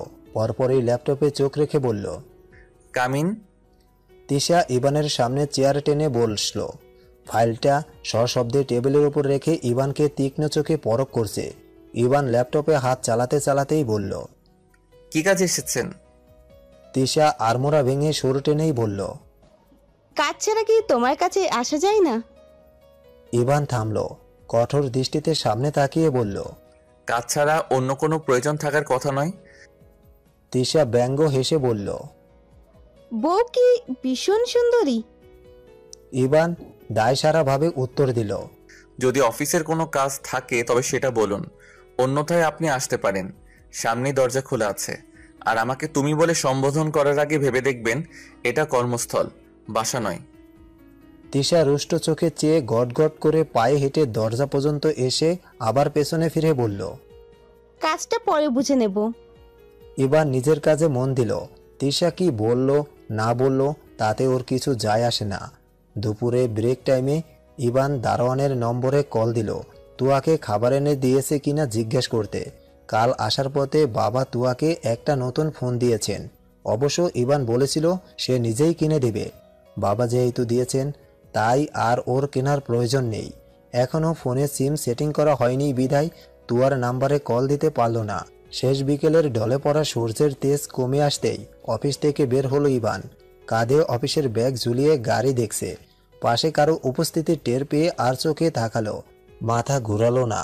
তিশা নাক চুলকে খানিক হেসে বলল, গাড়ির জন্য অপেক্ষা করছো বুঝি? আমিও গাড়ির জন্য অপেক্ষা করছি। ইভান প্রতি উত্তর করল না। ভ্রু উঁচিয়ে হাত ঘড়ির দিকে তাকিয়ে সময় দেখে নিল। তিশা ভ্রু নাচিয়ে বলল, এত ভাব? ইভান তিশার দিকে ফিরে তাকালো, নির্লিপ্ত কণ্ঠে বলল, কিছু বলার থাকলে সরাসরি বলুন। এভাবে রাস্তায় দাঁড়িয়ে অযথা কথা বলা কোনো ম্যানার্সের মধ্যে পড়ে না। ইভানের কথায় তিশার রাগ তর তর করে বেড়ে গেল। নাকের ডগা কেঁপে কেঁপে উঠছে। ছেলেটা আস্ত একটা বেয়াদব। কোনো কুলক্ষণে যে এই ছেলেকে পছন্দ হলো তিশা ভেবে পায় না। চাপা স্বর কিন্তু কণ্ঠে তেজ পরীক্ষিত। তিশা কানের পাশে উড়ো চুল গুজে দিয়ে বলল, বোকা সাজার চেষ্টা করছো? ইভান তাচ্ছিল্য হাসলো, কোনো বনিতা না করেই সরাসরি কাট কাট গলায় বলল, আপনি যেটা চাইছেন সেটা একজন সুস্থ মস্তিষ্কের মানুষ চাইতে পারে না আপু। তিশার কপালে ভাঁজ পড়ল, চোখ মুখ কুঁচকে নিয়ে বলল। ইভান চোখ ছোট ছোট করে বলল, বউয়ের বড় বোনকে আপু বলবো না তো কি বলবো? বড়দের কিভাবে সম্মান দিতে হয় অন্তত এই শিক্ষা আমার আছে। অফিসে আপনি আমার কলিগ, আর এর বাইরে আপনি আমার বড় শালিকা। আর বড় শালিকা হিসেবে আপু বলে সম্বোধন করার মতো সম্মানটা আপনার প্রাপ্য। এই যে সম্পর্কে আমি আপনার ছোট, সেই হিসেবে আমাকে তুমি বলে সম্বোধন করছেন, ঠিক একই রকম ভাবে আমার আপনাকে আপু বলাটা কি ভুল কিছু? তিশা রেগে কট মট করে বলল, আমি তোমার বয়সের বড় নয় যে তুমি আমাকে আপু ডাকবে। আর না, আমি তোমাকে আপু ডাকার পারমিশন দিয়েছি। আমার কোনো বোন নেই, তাই আমাকে আপু ডাকা থেকে বিরত থাকো। ইভান ঠোঁট এলিয়ে হাসলো। মুহূর্তে অভিব্যক্তি কঠিন হয়ে উঠল। চোয়াল শক্ত করে বলল, আমিও আপনাকে তুমি বলার পারমিশন দেইনি। একজন অপরিচিত ব্যক্তিকে তো কখনোই না। ইভান হাতের ইশারায় একটা সিএনজি থামিয়ে উঠে চলে গেল।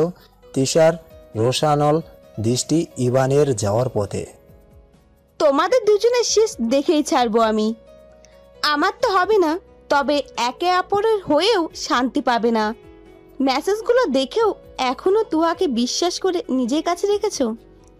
এতটুকু পরিমাণও সন্দেহ বাসা বাঁধেনি মনে? তিশা একটা সিএনজি ডেকে বাসার পথে রওনা দিল। পেছনেই আরও একজন ক্ষুব্ধ বাঘের ন্যায় রক্তচক্ষু নিয়ে তিশার গাড়ির পেছনে আসছে। ফ্ল্যাটের সামনে পৌঁছে বেল দিতেই কয়েক মুহূর্তের মাঝেই তুহা এসে দরজা খুলে দিল। ইভান ক্লান্ত ভঙ্গিতে চমৎকার হাসল। উত্তরে তুহা মিষ্টি হাসি দিল। দরজা থেকে সরে ভেতরে ঢুকে হাতের ব্যাগগুলো রেখে ইভান জিজ্ঞেস করল, দুপুরে খেয়েছো? চোখ ঘুরিয়ে তাকাতেই তুহা কপাল কুঁচকে এগিয়ে এলো ইভানের দিকে। ইভানের চোখের দিকে আঙুল তাক করে ব্যতিব্যস্ত হয়ে বলল, দেখি দেখি আপনার চোখে কি? ইভান পায়ের মোজা খুলতে হাত দিয়েছে। তুয়ার কথায় মাথা তুলতে গিয়ে তুয়ার আঙ্গুল তার চোখে গিয়ে লেগেছে। ইভান মৃদু আওয়াজে আহ শব্দ করে চোখে হাত দিল। তুহা ভরকে গেল।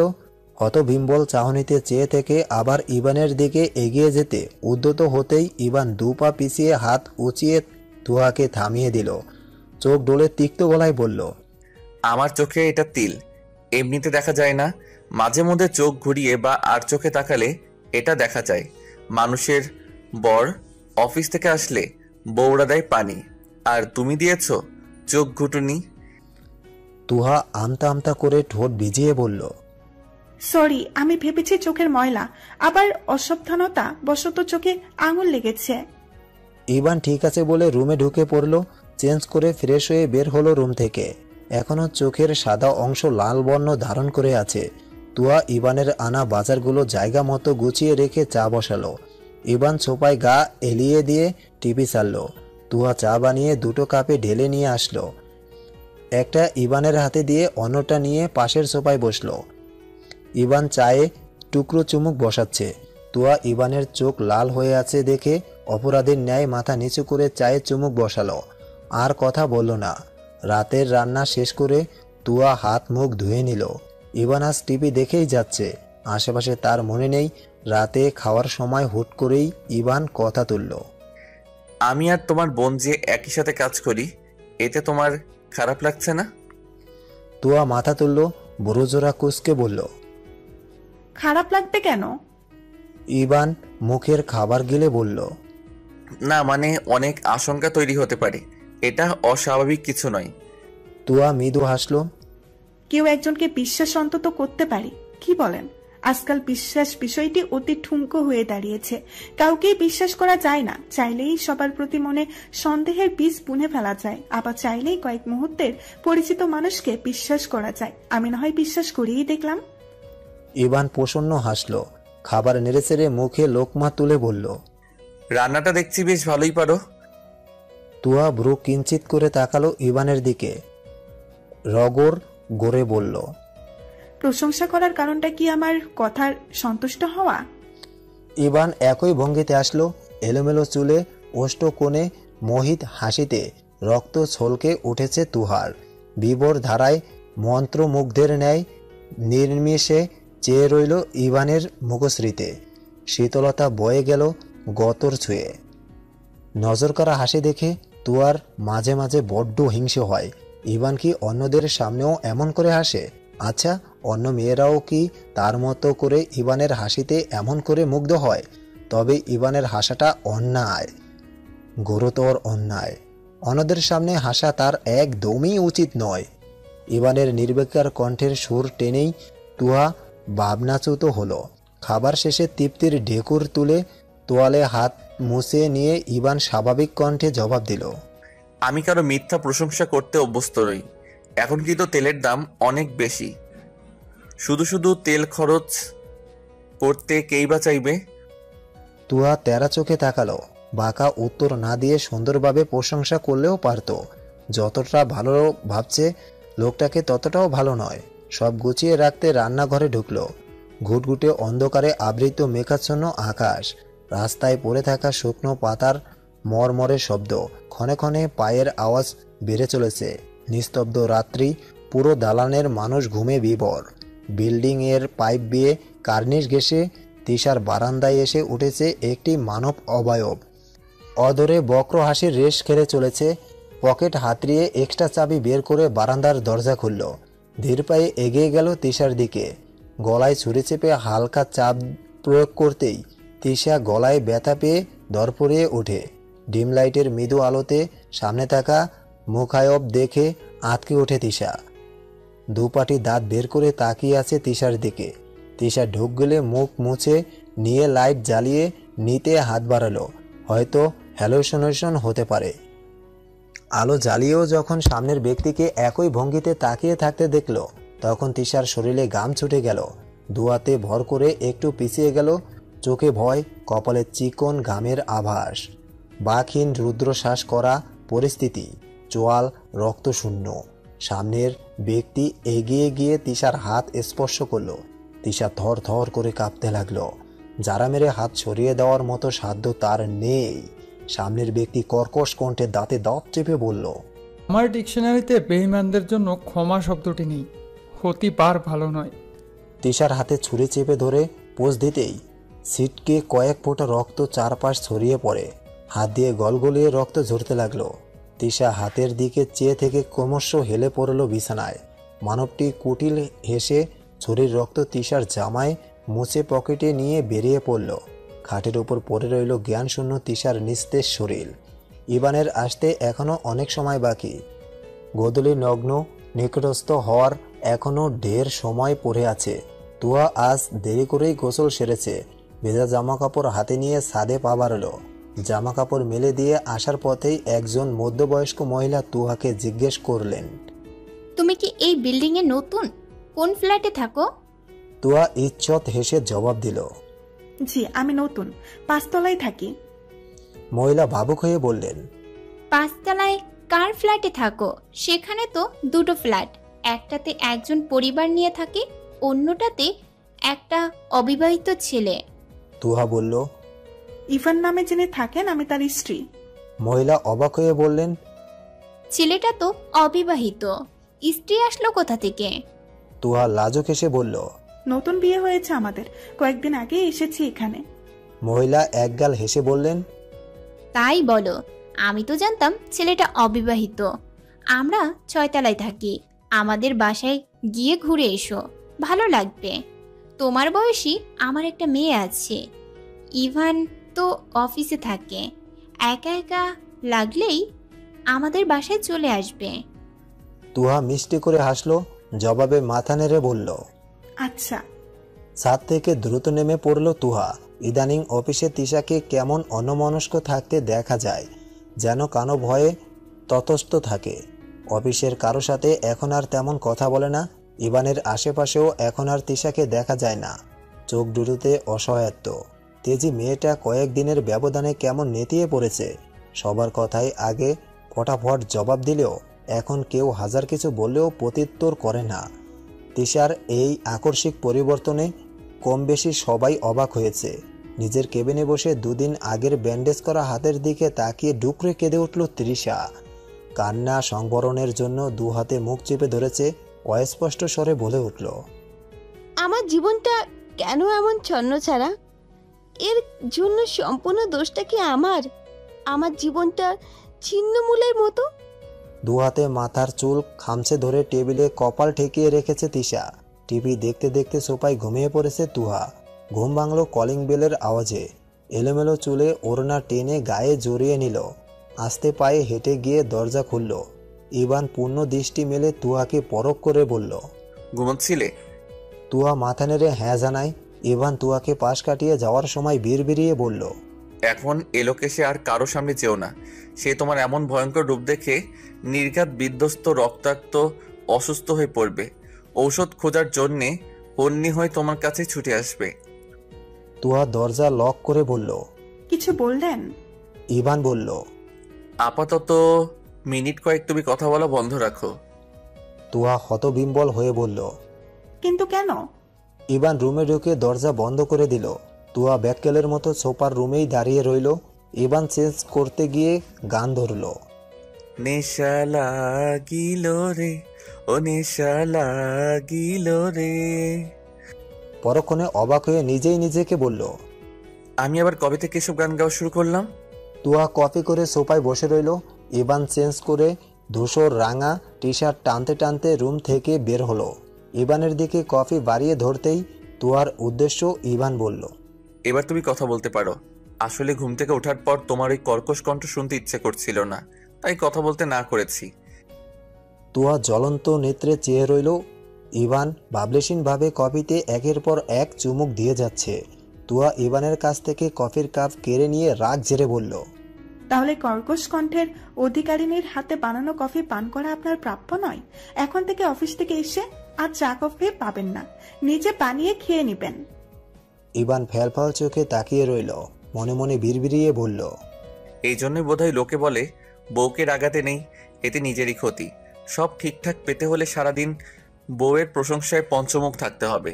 সুবিধা বঞ্চিত লোকের নামের পাশে গোটা গোটা অক্ষরে ইভান নামটি লিখে রাখা উচিত, কারণ আমিও চা কফি বঞ্চিত।